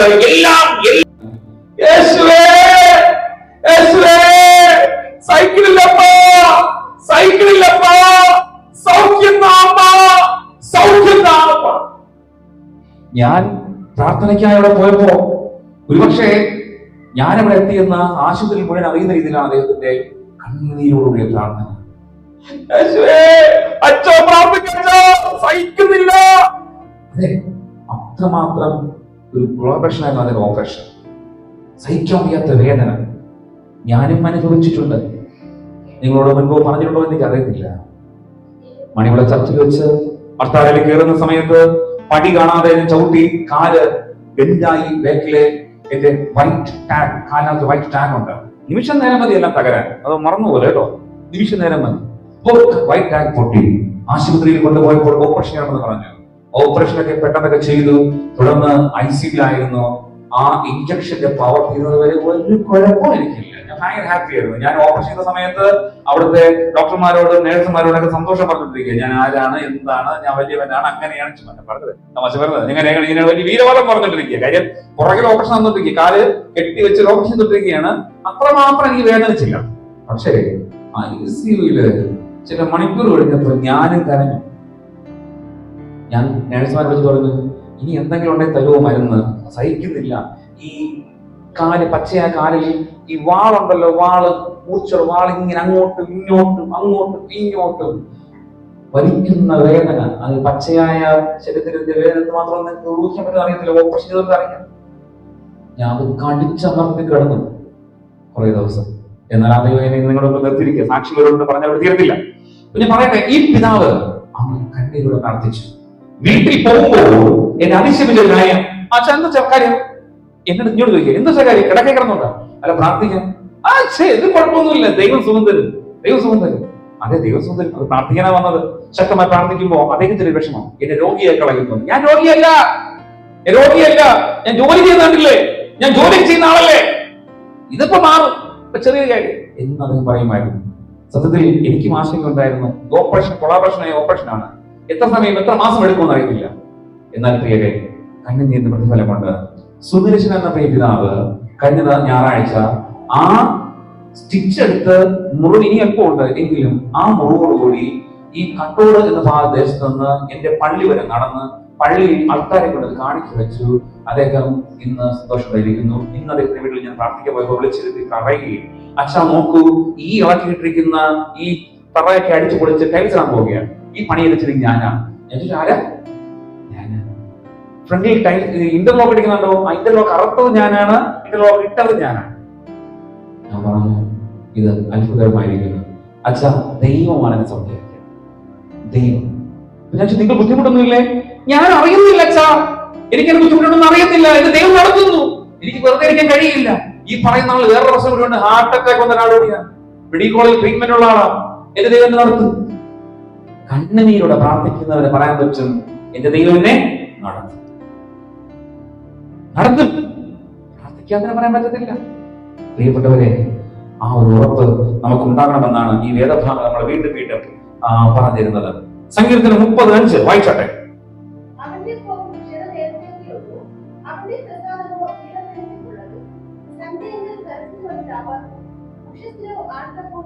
അവിടെയും കണ്ണുനീരിനെ കുറിച്ച് ഈ വേദപുസ്തകം പറഞ്ഞു പോകുന്നു. സമയത്തിന്റെ പ്രോഗ്രാം ഞാൻ വീണ്ടും സ്കിപ്പ് ചെയ്തു പോവുകയാണ്.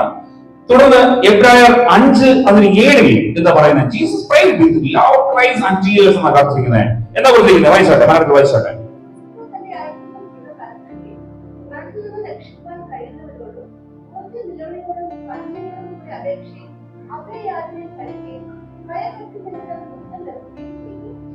മതി.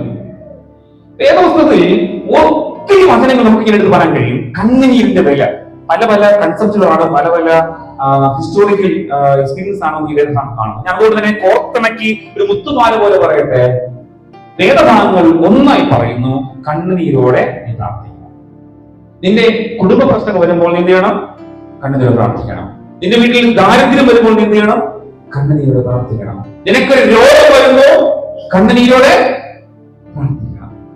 ഒത്തിരി അനുഭവം കഴിഞ്ഞ ദിവസങ്ങൾ ഞാൻ മറ്റൊരു വിഷയവുമായി ബന്ധപ്പെട്ട് പറഞ്ഞില്ലേ, എല്ലാവരും ഒടുവിലല്ല പ്രാർത്ഥന, ആദ്യം പ്രാർത്ഥനകൾക്ക് അവസരം കൊടുക്കണം. നീ കണ്ണുനീരോട് എത്രത്തോളം സമയം ചെലവഴിക്കുന്നു അത്രത്തോളം നന്മ, അത്രത്തോളം കണ്ണുനീരോട് നിൽക്കുന്നവർ ആർപ്പോടെ വയ്യുമെന്നാണ് വേദപുസ്തകം നമ്മെ പ്രധാനമായും പഠിപ്പിക്കുന്നത്. പ്രിയപ്പെട്ടവരെ, ആ പ്രാർത്ഥനയ്ക്ക് കണ്ണുനീരിന് നാം വില കൊടുക്കണം. വേദപുസ്തകത്തിൽ കണ്ണുനീരോട് പ്രാർത്ഥിച്ച 1-2 പേരുടെ കാര്യം പേര് നിങ്ങൾ പറയാം, സംഭവം നിങ്ങൾ പറയണം. കാരണം നിങ്ങൾക്ക് പറഞ്ഞ നിങ്ങൾ ഉറങ്ങിപ്പോകും. 1 ശമൂവേൽ 1-ാം അധ്യായത്തിൽ ഹന്നയെ കുറിച്ച് പറയുന്നു. ഹന്ന എന്തിനു വേണ്ടിയാ പ്രാർത്ഥിച്ചത്? മകന് വേണ്ടി അല്ലെ? വളരെ ജാഗരൂകയായി പ്രാർത്ഥിച്ച ഒരു സ്ത്രീയാണ് നമുക്ക് അവിടെ കാണുവാൻ സാധിക്കുന്നത്. അപ്പൊ 2 രാജാക്കന്മാർ 20:5 അവിടെ എസ്കേലിനെ കുറിച്ച് കാണാൻ കഴിയുന്നു. അവിടെ എന്താ പറയുന്ന വിഷയം? തന്നെ രോഗം ബാധിച്ച് മരണത്തോട് അടുത്തിരിക്കുമ്പോൾ. വായിച്ചേട്ടാ വാക്യം. എല്ലാം വാക്യമായി സമയമില്ലെങ്കിൽ ചിലത് വായിച്ചു പോകേണ്ടതുണ്ട്.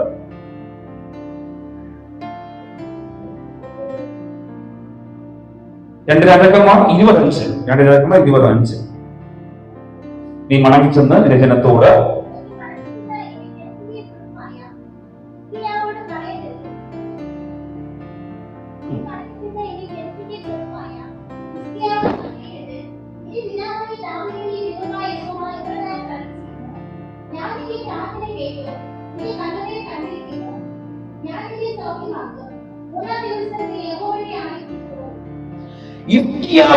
രോഗം ബാധിച്ച് മരിപ്പാറായി കഴിയുന്ന ഒരു സാഹചര്യം.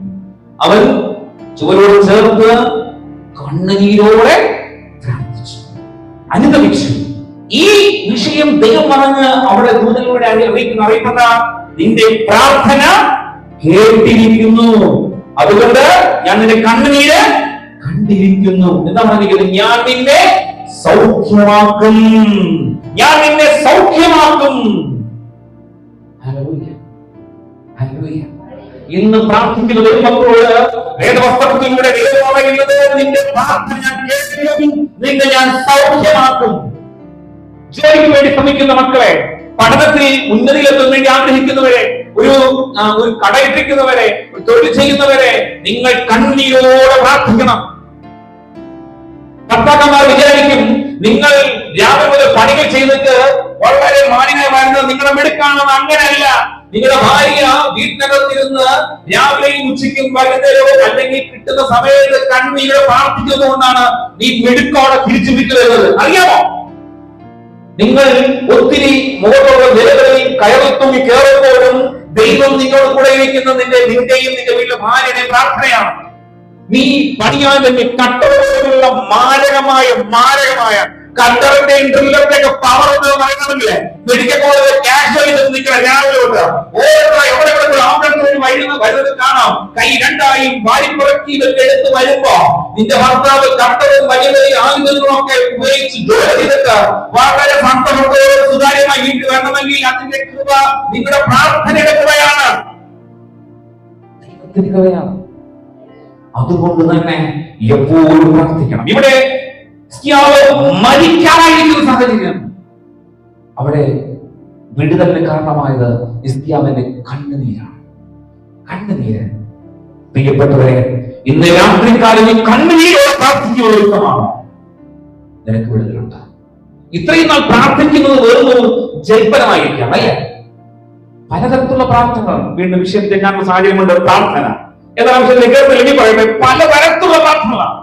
എന്നാൽ നൊന്ത് പ്രാർത്ഥിക്കുന്ന പ്രാർത്ഥനകൾക്ക് മറുപടി തരും. മറ്റൊരു വാക്ക് പറയാൻ ഞാൻ, കരയുന്ന പിള്ളയ്ക്ക് പാലുള്ളൂ. കണ്ണിനൊരു പ്രാർത്ഥന മറുപടിയുണ്ട്. ചില ദിവസങ്ങൾക്ക് മുമ്പ് ഒരുപാട് അനുഭവം പറയാനുണ്ട് ഈ വിഷയത്തെ സംബന്ധിച്ച്. വലിയ വിഷയമാണ്. സെൽവമണി എന്ന് പറയുന്ന ഒരു പ്രിയപിതാവ് PSL ജോലിയുള്ള വ്യക്തിയാണ്. അദ്ദേഹത്തിനെ കുറിച്ച് എനിക്കൊരു ഇൻഫർമേഷൻ വന്നു. അദ്ദേഹത്തിന് പെട്ടെന്ന് രണ്ടാമത് സ്ട്രോക്ക് ഉണ്ടാവുകയും അദ്ദേഹത്തിന്റെ ബ്രെയിൻ അത് ബാധിക്കുകയും അദ്ദേഹം മരിക്കാറായി കിംസ് ഹോസ്പിറ്റലിൽ ആയിരിക്കുന്നു എന്ന് പ്രാർത്ഥിക്കണമെന്ന് ആവശ്യപ്പെട്ടു. ഇയാൾ നല്ലൊരു പ്രാർത്ഥനക്കാരനാണ്, ചുറ്റുപാടുള്ളവർ നല്ല പ്രാർത്ഥനക്കാരാണ്. ഞാൻ അദ്ദേഹത്തിന്റെ വാർത്ത കേട്ടെങ്കിലും അദ്ദേഹത്തെ കാണുവാനായിട്ട് എനിക്ക് പോകാനായിട്ട് സാധിച്ചില്ല. അപ്പോൾ തന്നെ ഞാൻ അങ്ങനെ ആ വിഷയം ഞങ്ങളുടെ സഭയിലെ പ്രയർ മീറ്റിംഗ് വെച്ച് കണ്ണുനീരോടെ ഞങ്ങൾ എല്ലാ ബുധനാഴ്ചകളിലും വെള്ളിയാഴ്ചകളിലും പ്രാർത്ഥിച്ചു പോവുകയാണ്. അദ്ദേഹം ഞാൻ മുമ്പിലിരുന്ന സഭയിലെ മെമ്പർ കൂടിയാണ്. പക്ഷെ നല്ല സ്നേഹമാണ്. ഈ സെലമണി നാളിന് നിങ്ങൾക്ക് പലർക്കും അറിയാം, ഈ PSL ജോലി ഉണ്ടായിരുന്നുകൊണ്ട് ഇവിടെ പലയിടത്തുമൊക്കെ വർക്കുകൾ ചെയ്യിപ്പിക്കാൻ വേണ്ടി വന്നിരുന്ന ഒരാളാണ്. ഇപ്പോൾ റിട്ടയർഡ് ആയി, എന്നാൽ ഇപ്പോൾ ആരോഗ്യ പ്രശ്നങ്ങൾ കൊണ്ട് വീട്ടിലാണ്. അപ്പോൾ അദ്ദേഹം വല്ലാതെ ക്ഷീണാവസ്ഥയിൽ മരിക്കാറായിരിക്കുന്നു എന്നൊക്കെ പറഞ്ഞ വാർത്തകൾ കേട്ടു. എന്നാൽ ഞാൻ ആ ഒരു ടെൻഡൻസി ഇപ്പോൾ വീട്ടിൽ കൊണ്ടുവന്നു, കിടക്കയിലാണ് എന്നൊക്കെയാണ് ആദ്യം പറഞ്ഞു കേട്ടത്. അപ്പോൾ തന്നെ ഡോക്ടർമാർ പറഞ്ഞു വിട്ടിരിക്കുകയാണ് എന്ന് പറഞ്ഞപ്പോ ഇനി ദിവസങ്ങൾക്കുള്ളിൽ മരണപ്പെടുമെന്ന സിറ്റുവേഷനാണ്. അപ്പോൾ തന്നെ ഞാൻ കിടക്കയിൽ കഴിയുന്ന ഒരു സെലമണിയെ കാണാൻ വേണ്ടി ആഴ്ചകൾ ഏകദേശം 1-2 ആഴ്ച കഴിഞ്ഞ് ഞാൻ എന്റെ പള്ളിയിലെ ജനങ്ങളുമായി ഏകദേശം 2 കാറിലായിട്ട് ഡീക്കന്മാരുമായിട്ട് പോവുകയാണ്. അപ്പോൾ ഞങ്ങൾ പരസ്പരം പറഞ്ഞു വരികയാണ്. എന്റെ മുൻപിലിരുന്ന പള്ളിയിലെ ഒരു ശുശ്രൂഷകനാണ്, സെക്രട്ടറി ആയിരുന്നു, ഭയങ്കര സ്നേഹമാണ്. ഇത് എന്റെ പള്ളികളൊക്കെ പറഞ്ഞ് പഠിപ്പിക്കുകയും നമുക്ക് ഒന്ന് പോയി പ്രാർത്ഥിക്കാം, അദ്ദേഹത്തിന് ആശ്വാസത്തിന് വേണ്ടി പ്രതികരിക്കുമോ എന്ന് അറിയത്തില്ല എന്ന് ഞാൻ പറഞ്ഞു പോവുകയാണ്. ഞങ്ങളുടെ കാറ് അദ്ദേഹത്തിന്റെ വീട്ടിനുള്ളിലെത്തി. പ്രിയപ്പെട്ടവരെ, ഞാനിങ്ങനെ കാറ് നിർത്തിയപ്പോ ഒരാൾ അല്പം പതിയെ നടന്ന് അദ്ദേഹത്തിന്റെ വീടിന്റെ സിറ്റൗട്ടിൽ വന്ന് ഒരു തൂണുണ്ട്, അത് ചാരി നിൽക്കുകയാണ്, നോക്കിക്കൊണ്ട് നിൽക്കുകയാണ്. ഞാൻ സൂക്ഷിച്ച് നോക്കിയപ്പോ ശരീരമെല്ലാം പണ്ടത്തെ ആ ഒരു മിടുക്കോ വണ്ണമോ ഇല്ല, ഉണങ്ങി ശരീരമാണ്. അപ്പൊ ഞാൻ ഇപ്പോഴും മനസ്സിൽ എവിടെയാണ് എന്റെ സെൽമണി സാറ്? കിടക്കയിൽ. ഞാൻ എവിടെയാണ് ചിന്തിക്കുന്നത്? കിടക്കയിൽ. എന്റെ കൂടെ വന്ന ഡീക്കന്മാരിൽ കിടക്കയിലെ ഒരു സെലോമണിയെ കാണാൻ വന്നു. പക്ഷേ ഞങ്ങളെ സ്വീകരിച്ച സെലോമണി എഴുന്നേറ്റ് സ്വീകരിച്ചു. ഞാൻ ചോദിച്ചു, എന്ത് പറ്റി, എന്താ അത്ഭുതം? അദ്ദേഹം പറഞ്ഞ ആ വാക്കുകളാണ്, എന്റെ പള്ളിയിലെ അച്ഛൻ, പള്ളിയിലെ പ്രാർത്ഥനക്കാർ രാവിലെയും പകലും എന്നില്ലാതെ വന്നിരുന്ന് പ്രാർത്ഥിച്ചോണ്ടേയിരുന്നു. കിംസിലെയും ഡോക്ടർമാർക്ക് കണ്ടുപിടിക്കാൻ പറ്റുന്ന പല അത്ഭുതങ്ങളും നടന്നു. കിടക്കയിലായിരുന്നു ആദ്യം എനിക്ക് ഈ 1.5 ആഴ്ചയ്ക്കുള്ളിൽ രണ്ടാമത്തെ സ്പോട്ടാണ് കൈ ചലിപ്പിക്കുവാൻ കഴിയും, തുടർന്ന് കാൽ ചലിപ്പിക്കുവാൻ കഴിയും. പതിയെ എന്റെ ശരീരത്തിൽ വ്യത്യാസം ഉണ്ടായി. നിങ്ങൾ എന്നെ കിടക്കയിൽ കാണാൻ വന്നുവെങ്കിൽ മനഃപൂർവ്വമാണ് എന്നെ കുറിച്ച് വിളിച്ചറിയിച്ചു പറഞ്ഞു, അച്ഛൻ അറിയിക്കുമ്പോൾ എന്റെ അവസ്ഥ കൃത്യമായി പറയരുത് എന്ന്, കാരണം അച്ഛനും അത്ഭുതപ്പെടണം എന്ന് സാറിന് പറയും. പക്ഷെ ഒരു പ്രശ്നം, ഞാൻ സംസാരിച്ചപ്പോൾ ശ്രദ്ധിച്ചു, അല്പം ചുണ്ട്, അല്പം കോണി, അല്പം സംസാരത്തിൽ ഒരു വ്യക്തത കുറവുണ്ടായിരുന്നുവെങ്കിലും അദ്ദേഹം ഞങ്ങളെ സ്വീകരിച്ച് ആനയിച്ചിരുത്താനുള്ള ആരോഗ്യം ദൈവം നൽകി. പറഞ്ഞത് ഇങ്ങനെയാണ്, അദ്ദേഹം ഒരു പ്രാർത്ഥനാ വീരനാണ്, മണിക്കൂറുകളോളം പ്രാർത്ഥിക്കുന്ന വ്യക്തിയാണ്. അതുമാത്രമല്ല കൂടെയുള്ള ഒരു പ്രാർത്ഥന ടീമുണ്ട്. അവരുടെ സപ്പോർട്ട് പ്രാർത്ഥിച്ചപ്പോൾ കിടക്കയിലായിരുന്നവനെ എഴുന്നേൽപ്പിച്ചു നടത്തി. മനുഷ്യനായി ഞാൻ ചിന്തിച്ചു, മനുഷ്യനാണല്ലോ, ഉള്ളിലൊരു മനുഷ്യനുണ്ടല്ലോ, ലോകയ്ക്കുള്ളൊരു മനുഷ്യനുണ്ട്, കിടക്കയിലായിരിക്കും കേട്ടോ. അതാണ് അവസ്ഥ. സാധാരണ ഡോക്ടർമാർ പറഞ്ഞത് എങ്ങനെയാണല്ലോ, ഡോക്ടർ പറയുന്നതിനേക്കാൾ അപ്പുറമാണ് ദൈവത്തിന് പ്രവൃത്തി. മനസ്സിലാക്കണം. എന്റെ സാക്ഷ്യം പറയാമെങ്കിൽ അത് നിങ്ങൾക്ക് വ്യക്തമായി വീണ്ടും മനസ്സിലാക്കും. പ്രിയപ്പെട്ടവരെ, അത്രമാത്രം ദൈവം അവിടെ വിടുതൽ ഒരുക്കിയിരിക്കുന്നു. അതുകൊണ്ട് ഹിസ്കിയാവിനെ മരണത്തിൽ നിന്ന് വിടുവിച്ച് ആയുസ് കൊടുത്ത അതേ ദൈവം നമ്മുടെ, ഞാൻ പറഞ്ഞ അനുഭവത, ഇത് വെള്ളാപ്പള്ളി CS സഭയിലെ മുൻ സെക്രട്ടറി ആയിരുന്ന സെലോമണി എന്ന സാറിനെ കുറിച്ചാണ് ഞാൻ ഈ പറഞ്ഞിരുന്നത്. അദ്ദേഹം ഈ നാരകത്തോടെ വരുന്നു. മാത്രമല്ല ഇടയ്ക്ക് ഞാൻ വിളിച്ചറിയിച്ചു, പള്ളിയിലൊക്കെ അയ്യോ അച്ഛ അവിടുത്തെ ശുശ്രൂഷ അറിയിച്ചതാ, അദ്ദേഹം ഒറ്റടി വെച്ച് പള്ളിയിൽ വരും, പള്ളിയിലെ ആരാധന നയിക്കുന്ന ഒരു പദവിയാ, നമ്മുടെ സംസാരം ഡോക്ടർമാർ അത്ഭുതപ്പെടുകയാണ്. ഇതേത് മരുന്ന്? ഏത് മരുന്ന്? കണ്ണീര്. കണ്ണുനീര് ഒരു മരുന്നാണ്. കണ്ണുനീര് ഒരു മരുന്നാണ്. മറക്കരുത്. ഡോക്ടർമാർക്ക് പോലും വ്യക്തമായി പറയാൻ കഴിയാത്ത മരുന്നാണ് കണ്ണീർ. അതിനെ മുറുകെ പിടിക്കണമെന്നാണ് ഓർപ്പെടുന്നത്. അതുപോലെ തന്നെ സങ്കീർത്തനം 6:6 പറയുന്നു, എന്തുവാ? എന്റെ ഞരക്കം കൊണ്ട്. സങ്കീർത്തനം 6:6.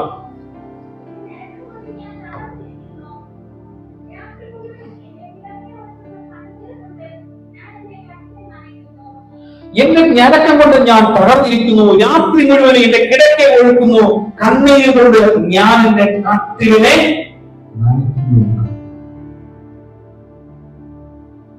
ഇതിന്റെ തീവ്രത നിങ്ങൾ മനസ്സിലാക്കും എന്താണെന്ന്. ഒത്തിരി വലുതാണ്. സങ്കീർത്തനം 131 ആഴത്തിൽ നിന്ന് ഞാൻ നിന്നോട് നിലവിളിക്കുന്നതാണ്. ആഴത്തിലേക്ക് ഇറങ്ങിയുള്ളൊരു പ്രാർത്ഥന ആരെയും കാണിക്കുവാനുള്ള ആകരുത്. ജഡീകമായ പ്രാർത്ഥനകൾക്ക് ഫലമില്ല. രഹസ്യത്തിൽ കാണുന്ന പിതാവിനോട് നീ നിന്റെ വിഷയങ്ങൾ പറയണം. എങ്ങനെ പറയണം? നിലവിളിച്ച് പറയണം. നിലവിളിക്കുന്നതിന് മറുപടി ഉള്ളൂ.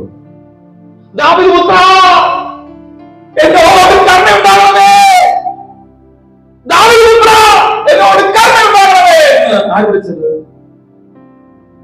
മകനായ പറയൂ. നിലവിളിക്കാതിരുന്നെങ്കിൽ യേശു കർത്താവ് അത് വഴി പോകുകയാണ്, ഇല്ലേ? നിലവിളിച്ച് യേശു അത് കേട്ട് നിന്നു എന്നുള്ള കണ്ണുനീരോടെ കർത്താവിന്റെ അടുക്കൽ വന്നവനെല്ലാം സൗഖ്യം കൊടുക്കും. കണ്ണുനീർ തുടയ്ക്കുന്നവനധികം. പ്രിയപ്പെട്ടവരെ, വേദപുസ്തകത്തിൽ ഹന്ന, ഹിസ്കിയാവ്, അതുപോലെ തന്നെ ദാവീദ് എന്നിങ്ങനെ ഒത്തിരി പേരെ കുറിച്ച് ഈ കണ്ണുനീരുമായി ബന്ധപ്പെട്ട് അനുഭവങ്ങൾ പറയുകയാണ്. അവർക്കെല്ലാം ദൈവമാശ്വാസം കൊടുത്തുവെങ്കിൽ ഇന്ന് ഈ രാത്രികാലം നീ പ്രാർത്ഥന തയ്യാറാണോ? നിന്റെ വിഷയം ദൈവം കൊടുക്കാൻ തയ്യാറാണോ? ദൈവം പ്രവർത്തിക്കും. പ്രാർത്ഥനയെ പറ്റി പറയാതെ പോയി പറ്റത്തില്ല, അന്നൊരു വിഷയമായി. ഇന്ന് പലപ്പോഴും പ്രാർത്ഥിക്ക് വരെ എത്തിക്കുന്നത് പാസ്റ്റർമാരെ, അച്ഛന്മാരെ. നിങ്ങളുടെ ഉള്ളിൽ പ്രാർത്ഥനയില്ല. ഫോൺ എടുക്കും, ഹലോ പാസ്റ്റർ, ആണോ? അതെ പറയൂ. അല്ലെ അച്ഛനാണോ? അതെ പറയൂ. അച്ഛോ, എന്റെ കൈ പൊക്കുമ്പോ ഇവിടെ ഒരു വേദന, കാല് പൊക്കുമ്പോ കലമുട്ടൊരു വേദന. അച്ഛൻ പ്രാർത്ഥിക്കണം. സഹോദരി, അയ്യോ എന്റെ പൊന്നച്ചോ, ഇന്ന് മോളെ കൊണ്ട് സ്കൂളിൽ വിടണം, ഭർത്താവിനെ വിളിച്ചോണ്ട് വരണം, പിന്നെ എനിക്ക് ഒരുപാട് കടയിൽ പോകണം, എനിക്ക് സമയമില്ല അച്ഛ പ്രാർത്ഥിക്കണം. വേണമെങ്കിൽ ഞാൻ ഒരു കാണിക്ക കൂടി തരാം, ഗൂഗിൾ പേ QR കോഡ് തരുമോ, ഞാൻ അയച്ചേക്കാം, അച്ഛൻ പ്രാർത്ഥിച്ചാൽ എനിക്ക് സമയമില്ല. ഇങ്ങനെ പറയുന്നവരാണ്. TV കാണുന്ന നമ്പറിലേക്ക് വിളിച്ചു പറയും. വിഷയം തെന്നുന്നു, ഞാൻ പിടിച്ചു നിർത്താൻ ആഗ്രഹിക്കുകയാണ്. അത് ഒറ്റ വിഷയമാണ്. മറ്റൊരാളുടെ പുറകെ പോകരുത്. പ്രാർത്ഥന മറ്റൊരാളുടെ അവകാശമല്ല, സ്വന്തം കാര്യം. കരയാനുള്ളത് സ്വന്തം അവകാശം. അപ്പൊ ചോദിക്കും, അച്ഛന്മാര് പാസ്റ്റർമാർ ദേവദാസന്മാർ വേണ്ടേ? വേണം. നിങ്ങൾ മുട്ടിപ്പോയി പ്രാർത്ഥിക്കുന്ന ഒരു വിഷയത്തിന്, അച്ഛോ ഞാനൊരു വിഷയത്തിന് പ്രാർത്ഥിക്കുന്നുണ്ട്, അച്ഛൻ കൂടി എന്ത് ചെയ്യണം? പ്രാർത്ഥന സഹായിക്കണം. അല്ലെന്ന് അറിയത്തില്ല, കിട്ടത്തില്ല.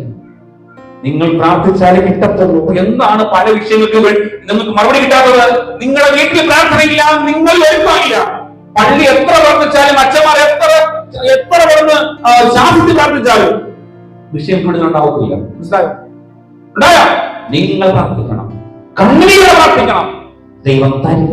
ദൈവം തരുമെന്ന ഉറപ്പെടുത്തലാണ് തരാനുള്ളത്. ഇന്നത്തെ ലോകം നിങ്ങളുടെ കണ്ണുനീരിനെ വിറ്റ് കാശാക്കുന്ന ഒരു കാലഘട്ടം കൂടിയാണ്. മറക്കരുതേ. ഇന്ന് നിങ്ങൾ വിൽക്കുന്ന ഒരു പ്രോസ്പെരിറ്റി ഗോസ്പലിന്റെ കാലഘട്ടമാണ്. അതിനെ മനസ്സിലാക്കിയിട്ട് നമ്മുടെ ആവശ്യങ്ങൾ നമ്മൾ തന്നെ പ്രാർത്ഥിച്ച് ജയമെടുത്ത് മുന്നേറണം. കൂടെ നിൽക്കുന്ന പ്രാർത്ഥനാ വീരന്മാർ അവർ നമുക്ക് സപ്പോർട്ട് തരികയാണ് ചെയ്യുന്നത്. മനസ്സിലായല്ലോ? അത് ചെയ്യുവാനായിട്ട് ഞാൻ നിങ്ങളെ സ്വാഗതം ചെയ്യുകയാണ്. അതോടൊപ്പം തന്നെ വീണ്ടും നമുക്ക് വിഷയത്തിലേക്ക് പോകാം. ഇപ്പോൾ ഇങ്ങനെ കരഞ്ഞ് പ്രാർത്ഥിക്കുന്നവരോട്, ഇങ്ങനെ കണ്ണുനീരിന്റെ അനുഭവത്തിലായിരിക്കുന്നവരോട് ക്രിസ്തുവിൽ പറയാനായിട്ടുള്ളത് ഒന്ന് മത്തായി സുവിശേഷം 11-ാം അധ്യായം അതിന്റെ 28-ാം വാക്യം പറയുന്നത്. മത്തായി 11:28.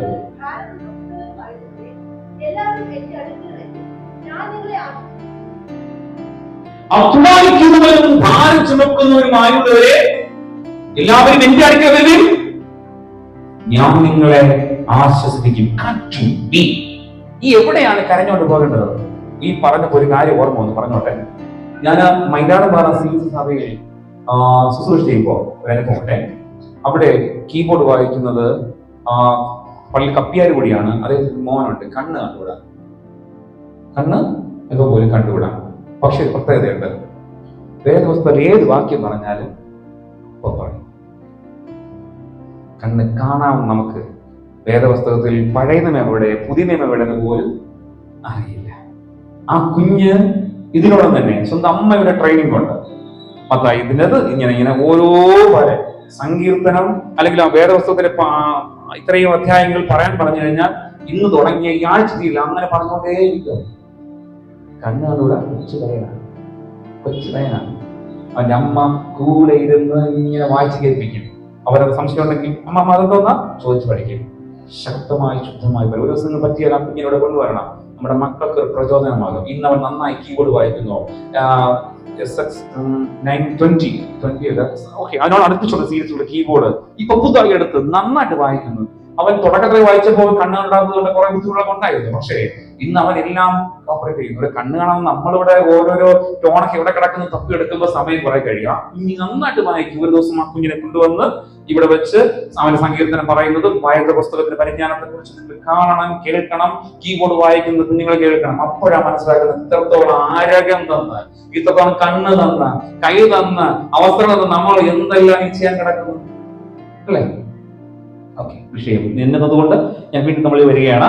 10:28 പറഞ്ഞേ, എല്ലാവരും എന്റെ അടുക്ക വരും. ആരടുക്ക പോകണം? ദൈവത്തിന്റെ അടുക്ക വരും. കണ്ണീരോടെ പ്രാർത്ഥിക്കുന്നവന് ആശ്വാസം കിട്ടും. ആരോഗ്യമാണ് പ്രാർത്ഥിക്കുന്നത് ദൈവത്തിന്റെ കണ്ണീർ. ഇന്ന് നമ്മൾ പലർക്കും തെറ്റുകൾ സംഭവിച്ചിരിക്കുകയാണ്. ഞാൻ ഇന്നൊരു ടൂർ പോയി ഏതെങ്കിലും ഒരു ദേവാലയത്തിന് മുമ്പിൽ, ഞാൻ പേരൊന്നും പറയുന്നില്ല, നിൽക്കുമ്പോ അവിടെ കാണും കല്ലും ചുമന്നും നടക്കുന്ന വിശ്വാസം. ആവശ്യമില്ലാത്ത പലതും അണിഞ്ഞുകൊണ്ട് നടക്കുന്ന വിശ്വാസികളെ കാണാം. എന്തിന്? അന്ധവിശ്വാസങ്ങളുടെ ഞാൻ ഒരു തരത്തിൽ അന്ധവിശ്വാസം ചെയ്തിട്ടില്ല. ചെയ്യില്ലല്ലേ? അന്ധവിശ്വാസം ഒന്നും ചെയ്യാത്തവരാണ് കൊണ്ടോട്ടെ. പാടാണ്. നിങ്ങൾ പലരും വീട്ടിൽ ചെന്നപ്പോ എടിയേ എന്തൊക്കെയോ ഒരു ക്ഷീണം. നീ അടുക്കളയിൽ ചെന്ന ഉപ്പും മുളകും മല്ലിയൊക്കെ എടുത്തിട്ട് വാഴിയേ ഇട്ടിട്ട് ഇങ്ങനെ നോക്കി നിൽക്കും. ഇളകുന്നുണ്ട് ഇതവള് തന്നെ. അവള് കുറെ നേരങ്ങളുണ്ട് ഞാൻ ഉടുത്ത സാരി ഇങ്ങനെ നോക്കി വെക്കുക. നമുക്ക് തോന്നി വേറെ പോകും. ശവളമില്ല. ഇതാണ് സംഭവം. ദൈവത്തിലേക്ക് വരണ്ടേ? എന്തെങ്കിലും പ്രശ്നം വരുമ്പോൾ ആദ്യം പോകുന്നത് വല്ല മോശപ്പെട്ട ആളുടെ അടുത്തേക്ക് നിർത്തിക്കൊള്ളണം. അതാണ് പലതിന്റെയും പ്രശ്നം. വിശ്വാസമില്ല. പത്രോസ് ഞാൻ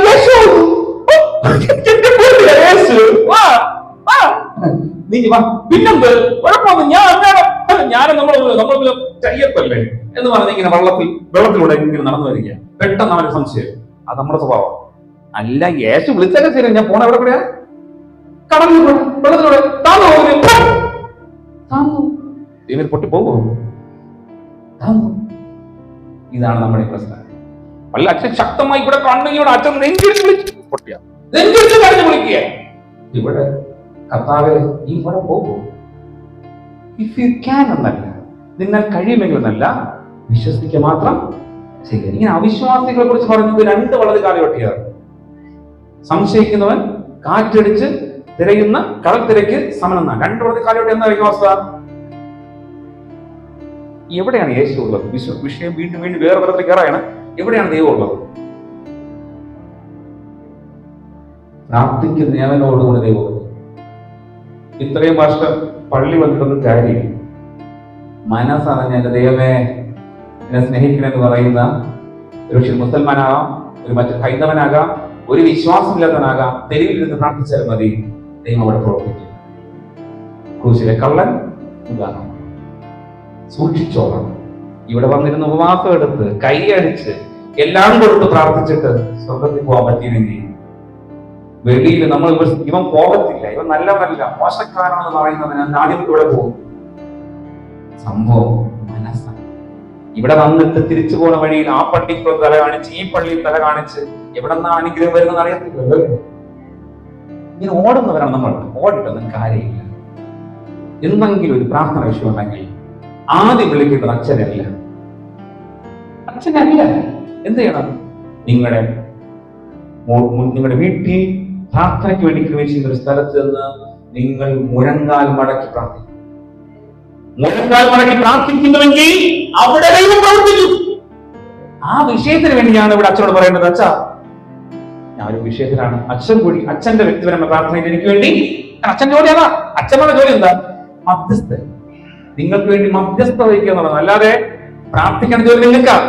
ആ ഇടയിൽ നിന്നുകൊണ്ട് കർത്താവേ, അവർ പ്രാർത്ഥിച്ചുകൊണ്ടിരിക്കുകയാണ്, ഒന്ന് പ്ലീസ് പ്ലീസ്. അന്ന് അബ്രഹാം അന്ന് ലോകത്തിന് കൊണ്ട സമയത്ത് ഒരു നീതിമാനം ഉണ്ടെങ്കിൽ രക്ഷിക്കോ എന്ന് മധ്യസ്ഥ വെച്ചില്ല. അതുപോലെ അച്ഛനുടെ ജോലി അബ്രഹാമിന്റെ ജോലിയാണ്. പ്ലീസ് അവർ പ്രാർത്ഥിക്കുക. കുറെ ദിവസം കൊണ്ട് കിണറ്റിൽ വെള്ളമില്ല, കൊടു കർത്താവേ. ഇതാണ് അച്ഛന്റെ ജോലി. വാങ്ങേണ്ട ജോലി നിങ്ങൾക്ക്. ഇവിടെ പ്രാർത്ഥിക്കില്ല. കൊടു കർത്താവേ എന്ന് പറഞ്ഞാൽ അടി അച്ഛന്മാർക്ക് പറഞ്ഞില്ലട. അവർ പ്രാർത്ഥനയില്ല. അവൻ ടി വി കണ്ടോണ്ടിരിക്കുക, അവൻ സിനിമയ്ക്ക് പോയിരിക്കുക. ടി വി സിനിമ മോശം എന്നല്ല പറയുന്നത്, ഞാൻ പറയുന്നത് മറ്റൊരു എടുക്കുക. അവൻ വേറെ വഴിയില്ല. എങ്ങനെ ഞാൻ കൊടുക്കും? അവന് കണക്ഷൻ ഇല്ല. സത്യം പറഞ്ഞാൽ നെറ്റ് ഉള്ള ഒരു ഫോണിനെ പോലെ കാര്യം. നെറ്റ് ഇല്ലെങ്കിൽ പിന്നെ ബ്രൗസ് ചെയ്യാൻ പറ്റുമോ? നെറ്റ് ഉണ്ടാവും. ഇത് പറഞ്ഞാൽ ഇപ്പോഴൊക്കെ മനസ്സിലാവും അല്ല മക്കളെ? നെറ്റ് ഉണ്ടെങ്കിൽ ഫോണിൽ എന്തുണ്ടാവും? വാട്സപ്പ് ഉള്ളോ ഫേസ്ബുക്ക് ഉള്ളോ. നെറ്റ് ഇല്ലെങ്കിൽ അതില്ല. അത് തന്നെയാണ് സംഭവം. നിങ്ങൾ പ്രാർത്ഥിച്ചാലേ ദൈവം പ്രവർത്തിക്കും. ഓടി നടക്കുന്നതുകൊണ്ട് ഒരു കാര്യമില്ല. വിശ്വാസത്തോടെ വീട്ടിലിരുന്ന് പ്രാർത്ഥിക്കും. ഞാൻ പ്രധാന്യം വീട്ടിൽ ചർച്ചയിരുന്നപ്പോ ഒരാളെ വീട് വെച്ചു. ആ വീട് എന്നെ അതിശയിപ്പിച്ചു. മറ്റൊന്നുമല്ല, ഒത്തിരി സമ്പത്തൊന്നുമല്ല മുടക്കിയത്, എങ്കിലും അത്യാവശ്യ സമ്പത്ത് മുടക്കിയത് വീട് വെച്ചു. ഒടുവിൽ എന്നെ ഇനാഘോഷത്തിന് വേണ്ടി പാലാച്ചന് വിളിച്ചു. എന്നോട് പറഞ്ഞൊരു കാര്യമുണ്ട്. അച്ഛാ, എന്റെ വീട്ടിനകത്ത് ഞാൻ ദേവാലയം സൃഷ്ടിച്ചിരിക്കുന്നു. എന്ന് എന്റെ വീട്ടിനകത്ത് ഞാനൊരു ആരാധനാ മുറി ക്രമീകരിച്ചിട്ടുണ്ട്. അതൊരു പള്ളി പോലെയാണ് സെറ്റ് ചെയ്തിട്ടുള്ളത്. അച്ഛൻ വന്ന് അവിടെ പ്രാർത്ഥിച്ചിട്ട് ബാക്കി മുറികൾ പ്രാർത്ഥിച്ചാൽ മതി. ഞാൻ പറഞ്ഞു, അല്ല, ഈ വാതിലൊക്കെ എന്നാ വന്നേ? ഞാൻ പ്രയർ ഹാൾ സെറ്റ് ചെയ്തിട്ടുണ്ട് വീടിനകത്ത്. അത് കഴിഞ്ഞിട്ട് ബാക്കിയിടം പ്രാർത്ഥിച്ചാൽ മതി. ഞാൻ പറഞ്ഞു, അങ്ങനെ അല്ലല്ലോ ഇതൊരു ക്രമം. ശരി. എന്റെ അച്ഛൻ വാതിലൊന്ന് പ്രതിഷ്ഠിച്ചിട്ട് അകത്ത് കയറി അവിടെ പ്രാർത്ഥിച്ച് തുടങ്ങിയിട്ട് ബാക്കി പ്രാർത്ഥിച്ചാൽ മതി. ഇതേപോലെ ഈ ഇരിക്കുന്നതിനേക്കാളും മനോഹരമായ ഒരു പള്ളിയുടെ മിനി ഔട്ട്ലെറ്റ്, എന്താ പറയാ, സ്പീക്കറുണ്ട്, മിക്സറുണ്ട്, ചെറിയ ആൾട്ടറുണ്ട്, ഡാൻഡ് സൈഡണം, കീബോർഡ്. ജനമെന്ന് പറയുന്നത് ആരൊക്കെന്നറിയാമോ? അപ്പൻ, പുരോഹിതൻ, മക്കൾ രണ്ട്, ഒരു ഇൻസ്ട്രുമെന്റ്. ജനമെന്ന് പറയുന്ന അമ്മ, ചിരി. പക്ഷെ എനിക്ക് എന്തൊക്കെ കുറവ് തോന്നുന്നു. അവർക്കല്ല, എനിക്ക്. ഒരു വീട് വെച്ചപ്പോ നിങ്ങൾക്ക് പോയി കാണാൻ അവസരമുണ്ട്. കാരക്കോണം മെഡിക്കൽ കോളേജ് സ്റ്റാഫാണ്. നിങ്ങൾക്ക് പലർക്കും പേര് വരെ പറയാൻ പറ്റും. പ്രദീപെന്നാണ് അദ്ദേഹത്തിന്റെ വീട് പോയി കാണണം. വീട് വെച്ചതിനേക്കാൾ പൈസ മുടക്കി പ്രേക്കാൾ വീട്ടിനകത്ത് ചെയ്തു. ഭയങ്കര നീറ്റാണ്, ഭയങ്കര മണമൊക്കെ വരിക അതിനകത്തുനിന്ന്. ഞാൻ പറഞ്ഞു, ഇതെന്തോ ഇത് സ്വർഗമാണോ? നല്ല രസമുള്ള ലൈറ്റപ്പ് ഒക്കെ ചെയ്ത്. അയാൾ പറയുക, പ്രശ്നങ്ങൾ വരുമ്പോ എവിടെയാണ് ആശ്രയിക്കുന്നത്? സ്റ്റേഷനില്ല. വന്നിരുന്ന് പ്രാർത്ഥിക്കുന്ന ഇടം അത്രമാത്രം വൃത്തിയുണ്ടാകും, അത്രമാത്രം അനുഗ്രഹിക്കപ്പെട്ട സ്ഥലമാണ്. ഒരു പൊടി കാണാൻ പാടില്ല, കാണുന്നതെല്ലാം ഭംഗിയായിരിക്കണം. ക്രൂശ്, ആൾട്ടർ എല്ലാം ഭംഗിയായിരിക്കണം. നമ്മൾ എന്തിനാണ് കൂടുതൽ പ്രാധാന്യം കൊടുക്കുന്നത്? വീട് വയ്ക്കുമ്പോൾ നല്ല ബാത്റൂം, ഇരുന്നും കിടന്നും കമഴ്ന്നും എന്തെല്ലാം ഫെസിലിറ്റീസ് ആണ്. ഒരു ടൈൽസ് കളിക്കുന്ന കടക്കാരോട് ചോദിച്ചാൽ പറയും, ബാത്റൂമിൽ ഫിറ്റിംഗ്സ് ആണ് കൂടുതൽ ആൾക്കാർ എടുക്കുന്നത്. അങ്ങനെയല്ലേ? അങ്ങനെയാണ്. കൂടുതൽ സമയം സ്പെൻഡ് ചെയ്യുന്നത് എവിടെയാ? ബാത്റൂമില്ല. ഫോൺ ചാർജ് ചെയ്യാനുള്ള സ്ഥലം, പത്രം വെക്കാനുള്ള സ്ഥലം, സോപ്പ് ഒരു പ്രത്യേക മുകളിലും താഴോട്ട് വരാനുള്ള സ്ഥലം, പലതും അങ്ങനെയൊക്കെയായി വയ്ക്കുന്നത്. ചായ ഇരുന്ന് ഉറങ്ങാനുള്ള ക്ലോസറ്റ്. പ്രാർത്ഥിക്കാൻ സമയം എടുക്കാറുണ്ടോ? വിഷയം വലുതാണ് കേട്ടോ. ഓടിച്ചു പോട്ടെ. കാര്യങ്ങൾ മനസ്സിലാവുന്നുണ്ടല്ലോ അല്ലേ? മനസ്സിലാവുന്നുണ്ടല്ലോ. പ്രാർത്ഥനയെ കുറിച്ച് ഞാൻ പറഞ്ഞത് കണ്ണുനീരിനെ കുറിച്ച് പറഞ്ഞത്. വീട്ടിൽ കണ്ണനിലൂടെ പ്രാർത്ഥിക്കണം. ദൈവം നിറയ്ക്കും, ദൈവം നിറയ്ക്കും. ഇതുമായി ബന്ധപ്പെട്ട് ഒത്തിരി കാര്യങ്ങളുണ്ട് പറയാനായിട്ട്. സമാധാനം കിട്ടണമെങ്കിൽ, ഒന്ന് ഉറങ്ങാൻ പറ്റണമെങ്കിൽ കണ്ണനിലൂടെ പ്രാർത്ഥിച്ച് ദൈവത്തിന് കൃപ വേണം. കൃപ പാഴാക്കിയാൽ എല്ലാം നഷ്ടം. വീട്ടിൽ പ്രാർത്ഥന ഇല്ലാത്തവരും തുടങ്ങിക്കൊള്ളണം. ഇത് തുടങ്ങിക്കൊള്ളണം. ഞാൻ എൻ്റെ മക്കളെ കൊച്ചു പ്രായത്തിൽ തന്നെ പ്രാർത്ഥന ശീലിച്ചു.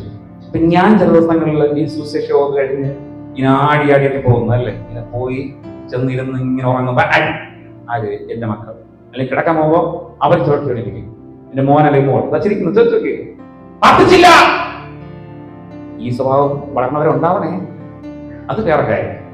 കാലം മാറുന്ന പിള്ളേർ മാറാൻ സാധ്യതയുണ്ട്. ഇപ്പൊ എന്നാലും അവർ ചെയ്യുന്നുണ്ട്. അപ്പൊ പ്രാർത്ഥിച്ചില്ല. പിന്നെ ഈ പറഞ്ഞ മടി പിടിച്ചാൽ പോലും ക്ഷീണം കൊണ്ടാണ് യാത്ര ചെയ്ത് ഞാൻ കൂടി ഇരുന്ന് പ്രാർത്ഥിച്ചില്ല. പ്രാർത്ഥനയ്ക്ക് ഫലം ഉണ്ട്. പ്രാർത്ഥനയ്ക്ക് ഫലമുണ്ട്. വീട്ടിൽ പ്രാർത്ഥന വേണം. പ്രാർത്ഥന ഇല്ലാത്ത കുടുംബങ്ങളാണെന്നുള്ളത്. ഏറ്റവും കൂടുതൽ സ്പെൻഡ് ചെയ്യുന്നത് മൊബൈലിലാണ്. പക്ഷെ തെങ്ങൊന്നും മൊബൈൽ സ്ക്രീൻ ടൈം നോക്കി കഴിഞ്ഞാൽ 15 മണിക്കൂർ 24 മണിക്കൂർ. പ്രാർത്ഥിക്കാനുള്ള സമയം ഒരു സെക്കൻഡിൽ താഴെ, പ്രാർത്ഥനയ്ക്ക് പ്രാധാന്യം കൊടുക്കണം. അതോടൊപ്പം തന്നെ യോഹന്നാൻ 14-ാം അധ്യായം 1-ാം വാക്യം എന്താ പറയുന്നത്?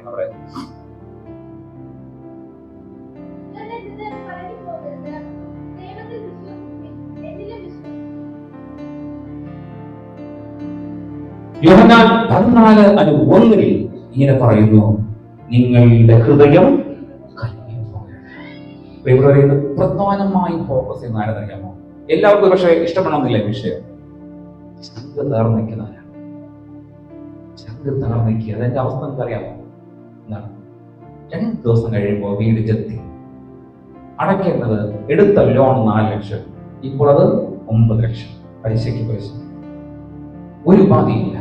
വീട് ജപ്തി. കൊച്ചു പറക്കം വരുന്ന പിള്ളേർ ഇവിടെ പോകും. ചോദ്യം തീർന്നവർക്കാണ് ഇന്നത്തെ വചനം. ഇങ്ങനെ പറയുന്നുണ്ട്. പക്ഷെ ഞാൻ പഞ്ചസാര അല്പം പോലും കഴിക്കാറില്ല, ചോറ് ഒഴിവാക്കി, ഭക്ഷണമേ കുറച്ചു, എന്നിട്ട് എന്റെ ഷുഗർ 500-600. ഡോക്ടർ വല്ലാതെ എന്നെ വിളിച്ച് പറയുക, എനിക്കൊന്നും പറ്റുന്നില്ല അച്ഛാ, എന്ത് ചെയ്യും? അങ്ങനെ പ്രാർത്ഥിക്കുക, കരയുക. പ്രിയപ്പെട്ടവരെ, ഇതൊക്കെ ഉദാഹരണം പറഞ്ഞത് എല്ലാത്തിലേക്കും കയറിപ്പോകാൻ പറ്റുന്നില്ല. ഇതേപോലെ ചങ്ക് തകർന്നിരിക്കുന്ന സ്നേഹിത, നീ കണ്ണീരോടെ പ്രാർത്ഥിക്കുക, ദൈവം നിന്നെ നടത്തും. ഈ ഇരിക്കുന്ന ഒരു വ്യക്തി നിന്നെ സഹായിക്കില്ല. വേറെ ദിവസം പറയുന്നത്, മനുഷ്യനെ ആശ്രയിക്കുന്നതിനേക്കാൾ യഹോവയിൽ മനുഷ്യരെ. സ്തോത്രം, സ്തോത്രം, സ്തോത്രം. ദൈവസന്നിധിയിൽ കണ്ണീരോടെ പ്രാർത്ഥിക്കുക. ദൈവം അനുമതിയായി നമ്മൾ തരാൻ പോവുകയാണ്. നിങ്ങൾ ഒത്തിരി ഇന്ന് പ്രാർത്ഥന അനുഭവത്തിൽ പ്രവേശിക്കാൻ പോവുകയാണ്. പക്ഷെ നിങ്ങൾക്ക് നിങ്ങളുടെ നിലങ്ങളെ കൊണ്ട് ദുരിതം അനുഭവിക്കുന്ന ഒത്തിരി പേരുണ്ട്. വസ്തു തർക്കങ്ങൾ, വസ്തുവിൽ ജലമില്ലായ്മ, വസ്തുവിൽ ഒരു അനുഗ്രഹമില്ലായ്മ, എഴുന്നേറ്റമില്ലായ്മ, ഇങ്ങനെ തുടങ്ങിയ ഒത്തിരി കാര്യങ്ങളുണ്ടാകാം. കുടുംബ പ്രശ്നങ്ങൾ, രോഗങ്ങൾ, ഇങ്ങനെ ഒത്തിരി കണ്ണീരിന്റെ വിഷയം പറഞ്ഞല്ലോ, പലതുണ്ടാകാം. നിങ്ങൾ ഇന്ന് കണ്ണീരോടെ പ്രാർത്ഥിക്കുക, ദൈവം അതിന് ഒരു മറുപടി തരാൻ പോവുകയാണ്. അവസാനം നിങ്ങൾക്ക് വേണ്ടി പ്രാർത്ഥനയ്ക്കായിട്ട് ഞാൻ ഒരുങ്ങുകയാണ്. അപ്പോൾ അങ്ങനെ നിങ്ങൾ പ്രാർത്ഥിക്കുന്നവേ ദൈവം നിങ്ങളെ ഒരുക്കുകയാണ്. ഒടുവിലായി സമയം വളരെ റിക്വസ്റ്റ് ഞാനിവിടെ വൈൻഡ് അപ്പ് ചെയ്യാൻ പോവുകയാണ്. കണ്ണുനീരിന്റെ വിഷയത്തെ കുറിച്ച് ഒടുവിലായി പറയുന്നത് റെവലേഷൻ 21:4 വെളിപ്പാട് 21:4 വാക്യം. No more death or crying or praying. വായിച്ചോട്ടെ.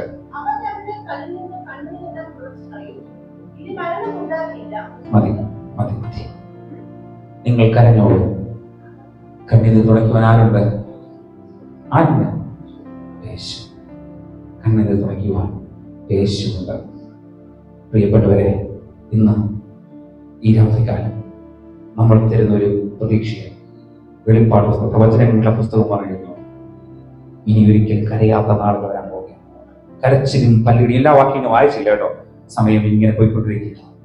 കരച്ചിലും പല്ലുകടിയും ഇല്ലാത്ത നാളുകൾ, കണ്ണുനീരിന്റെ അനുഭവമില്ലാത്ത നാളുകൾ, വേദനയില്ലാത്ത, മുറവിളിയില്ലാത്ത നാളുകൾ നിങ്ങൾക്ക് തരാൻ പോവുകയാണ്. നമുക്ക് ദൈവത്തോട് അടുത്ത് വരാമോ? അപ്പാ, എന്റെ കഷ്ടങ്ങളെ കേൾക്കണപ്പാ. എന്റെ പപ്പ അവരെ കേൾക്കാനില്ല, ഭാര്യ എന്നെ കേൾക്കാനില്ല, പലപ്പോഴും പരിഹാസങ്ങളാണ്. എന്റെ മക്കൾ എന്നെ കേൾക്കുന്നില്ല, എന്റെ നാട്ടുകാരോ എന്റെ സഭയോ എല്ലാം ഞാൻ ആഗ്രഹിക്കുന്ന രീതിയിൽ അവർക്ക് എന്നെ കേൾക്കാൻ പറ്റുന്നില്ല. പലതും എനിക്ക് എന്നോട് പറയാൻ പറ്റുന്ന അത്രമാത്രം പ്രാർത്ഥനകൾ എനിക്കുണ്ട്, രഹസ്യങ്ങളുണ്ട്. യേശുവേ, യേശുവേ, എന്റെ പ്രാർത്ഥനയ്ക്ക് മറുപടി തരണമപ്പ. യേശുവേ, എന്റെ അവസ്ഥകൾ വ്യത്യാസം തരണമേ എന്ന് നിങ്ങൾ പ്രാർത്ഥിച്ചാട്ടെ. കരഞ്ഞ് പ്രാർത്ഥിക്കുന്നവനെ തോൽപ്പിക്കാൻ ആർക്കും ആകില്ല. രോഗത്തിന് തോൽപ്പിക്കാൻ പറ്റത്തില്ല. നിങ്ങളുടെ ജീവിതത്തിൽ എന്തെങ്കിലും സാഹചര്യങ്ങൾ അനുകൂലമല്ലെങ്കിൽ പോലും കരഞ്ഞ് പ്രാർത്ഥിക്കുന്നവനെ തോൽപ്പിക്കുവാൻ ലോകത്തിൽ ഒരു മനുഷ്യനോ പിശാചിനോ കഴിയത്തില്ല. കാരണം അത്രമാത്രം ദൈവത്തോട് ബന്ധമുള്ളവരാണ് കരഞ്ഞ് പ്രാർത്ഥിക്കുന്നത്. നിങ്ങൾ ചിന്തിച്ചു നോക്കിയേ, ഒരു ദിവസമെങ്കിലും നിങ്ങളുടെ കണ്ണുനീർ ഈ ആലയത്തിൽ പിടിച്ചോണ്ടോ? കണ്ണുനീർ തുള്ളികൾ ഈ ആലയത്തിൽ പിടിച്ചോണ്ടോ? വിരണം. മെഴുകുതിരിയുടെ ആ മെഴുകുതിരികൾ അതിന്റെ ഓരോരോ അംശങ്ങൾ താഴെ വീഴുന്നത് പോലെ കണ്ണുനീർ ധാരതരായി ഒഴുകട്ടെ. കണ്ണുനീരോടെ പ്രാർത്ഥിക്കുക, കണ്ണുനീരോടെ നേടുക. എല്ലാം നേടിയാലും മറന്നുപോകുന്ന ദൈവത്തെ. കാരണം വീണ്ടും പരിപാലിക്കുവാൻ, നടത്തുവാൻ ദൈവം വേണം. പ്രിയപ്പെട്ടവരെ, എല്ലാം നഷ്ടമായിട്ടല്ല പ്രാർത്ഥിക്കേണ്ടത്, എല്ലാം ഉള്ളപ്പോൾ തന്നെ കണ്ണുനീരോടെ പ്രാർത്ഥിക്കണം. ഒത്തിരി വിഷയങ്ങളുണ്ട്. നമുക്ക് വേണ്ടി പ്രാർത്ഥിക്കണം, സഭയ്ക്ക് വേണ്ടി പ്രാർത്ഥിക്കണം, നമ്മുടെ ശുശ്രൂഷകൾക്ക് വേണ്ടി പ്രാർത്ഥിക്കണം, നമ്മുടെ ചുറ്റുപാടുകൾക്ക് വേണ്ടി പ്രാർത്ഥിക്കണം, രോഗികളായിരിക്കുന്നവർക്ക് വേണ്ടി പ്രാർത്ഥിക്കണം.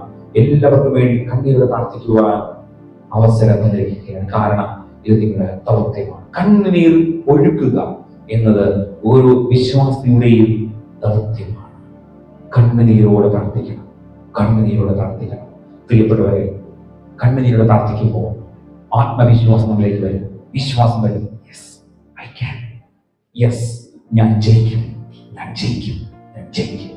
പ്രിയപ്പെട്ടവരെ, അങ്ങനെ ജയിക്കുവാനായിട്ടാണ് കർത്താവ് നമ്മെ സ്വീകരിച്ചിരിക്കുന്നത്. ഒരു മനുഷ്യനെയും തള്ളിക്കളയാൻ യേശു കർത്താവ് ആഗ്രഹിക്കുന്നില്ല. എല്ലാവരും നേടുവാനായിട്ടാണ് ആഗ്രഹിക്കുന്നത്. എല്ലാവരും നല്ല രീതിയിൽ ഉയരത്തിലേക്ക് കൊണ്ടുപോകാനായിട്ടാണ് ആഗ്രഹിക്കുന്നത്. പ്രാർത്ഥിക്കുന്നു. നിങ്ങളുടെ സാമ്പത്തിക പ്രശ്നങ്ങൾ ഇന്ന് ഈ രാത്രിക്കായി പ്രാർത്ഥിക്കാമോ? സാമ്പത്തിക വിഷയത്തെ പറ്റി പറയുമ്പോൾ വേറെ വിഷയമാണ്. ഞാൻ നിർത്തുകയാണെങ്കിൽ ഒരു കാര്യം പറഞ്ഞിട്ടെ, ദൈവം ആഗ്രഹിക്കാത്ത രീതിയിൽ പോയാൽ സാമ്പത്തിക പ്രശ്നങ്ങൾ വീണ്ടും വളർന്നുകൊണ്ടേയിരിക്കും. അത്യാവശ്യം, ആവശ്യം, ആഗ്രഹം, അനാവശ്യം, ഈ ക്രമത്തിലായിരിക്കണം നമ്മൾ ചെലവഴിക്കേണ്ടത്. മനസ്സിലായോ? സാമ്പത്തിക പ്രശ്നം എന്ന് പറയുന്നത് നമുക്ക് അപ്പുറത്തെ വീട് പുറത്താണ്ട് 3 നില, എനിക്ക് 4 നില വേണം, 4 നില എന്ന് പറഞ്ഞു വെച്ചാൽ വെക്കാനും പറ്റില്ല. വെച്ച് കഴിയുമ്പോൾ ഹൗസ് ഫോർ സെയിൽ, താമസിക്കാൻ പറ്റത്തില്ല. നമുക്ക് വേണ്ടുന്നത് ഒരു ചെറിയ തുകയായിരിക്കും. ദൈവത്തോട് ചോദിക്കണം കേട്ടോ, ദൈവം തരും. ആവശ്യമില്ലാതെ ചെലവഴിക്കരുത്. സാമ്പത്തിക പ്രശ്നം പറയുന്നത് ചിലത് നമ്മൾ വ്യക്തി വെക്കുന്നതാണ് പറഞ്ഞു വന്നത്. അത് ദൈവത്തോട് കർശനം പറയുക. അയ്യോ, അച്ഛൻ വന്ന് പ്രസംഗിച്ചിട്ട് പോയി, എന്നിട്ട് ഞാൻ ശക്തമായി പ്രവർത്തിച്ച് ശക്തമായി എനിക്കൊരു എൻഫീൽഡ് ഉണ്ട്, എനിക്കൊരു മറ്റേ ഡ്യൂക്ക് ഉണ്ട്, മറ്റൊരു വണ്ടി വിളിച്ച് പ്രാർത്ഥി തന്നില്ല. ഇത് പ്രാർത്ഥനയ്ക്ക് ഫലമില്ല. കർത്താവ് തന്നെ പറ്റിക്കുക, അച്ഛന്റെ പ്രസംഗമൊക്കെ പോരാ എന്ന് പറഞ്ഞ കർത്താവ് ഒരു സൈക്കിൾ പോലും യോഗ്യതയില്ലാത്തതാണ് ഡ്യൂക്ക് അത് ഇതൊക്കെ തന്നത്. അതിന്റെ EMI ആണ് തീർന്നില്ല, വീണ്ടും മറ്റൊരു വണ്ടി. മനസ്സിലായല്ലോ? സിമ്പിളായിട്ട് പറയാൻ ആഗ്രഹിച്ചതാണ്. ആ അവകാശമുള്ളത് മാത്രമേ ചോദിച്ചു വാങ്ങാവൂ. ദൈവത്തിന് അതിനൊരു മറുപടിയുണ്ട്. സമയം 9:27. നമുക്ക് എഴുന്നേൽക്കാം, പ്രാർത്ഥിക്കാം.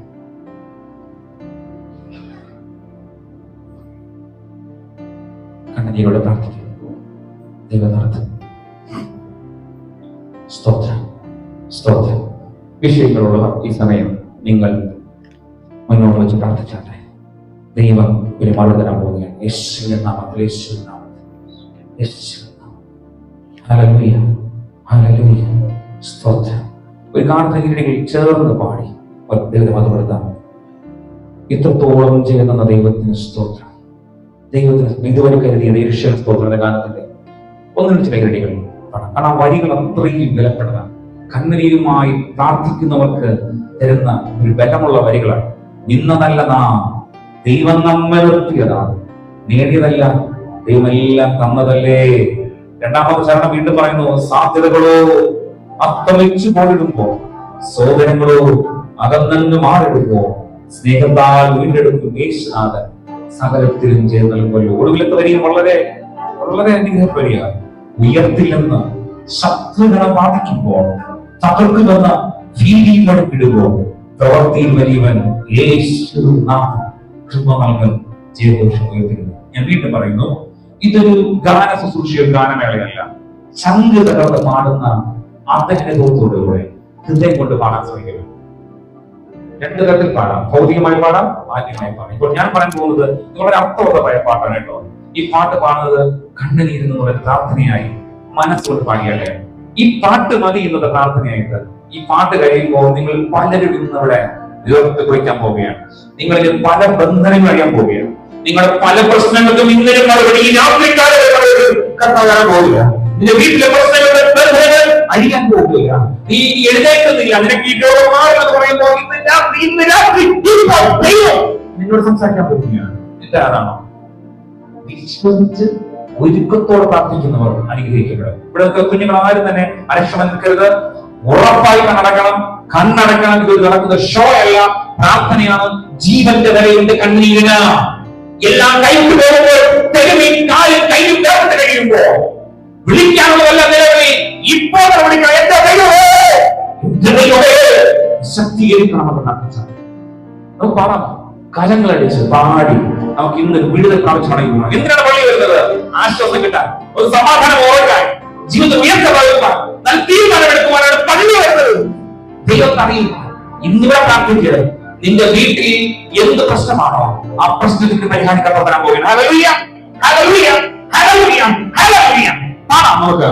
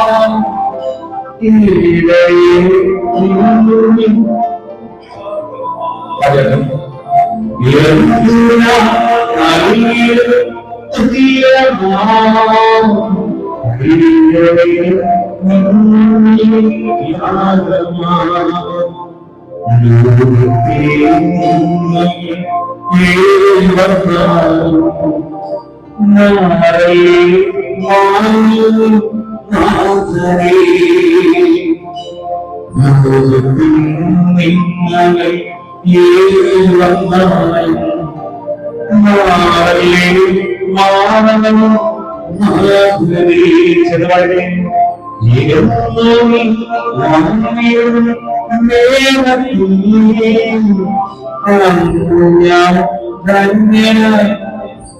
എല്ലാവരും വളരെ പറയട്ടെ. എന്നും നീ വന്നിടും ഞാൻ ധന്യനായി. രക്ഷക യേശുവേ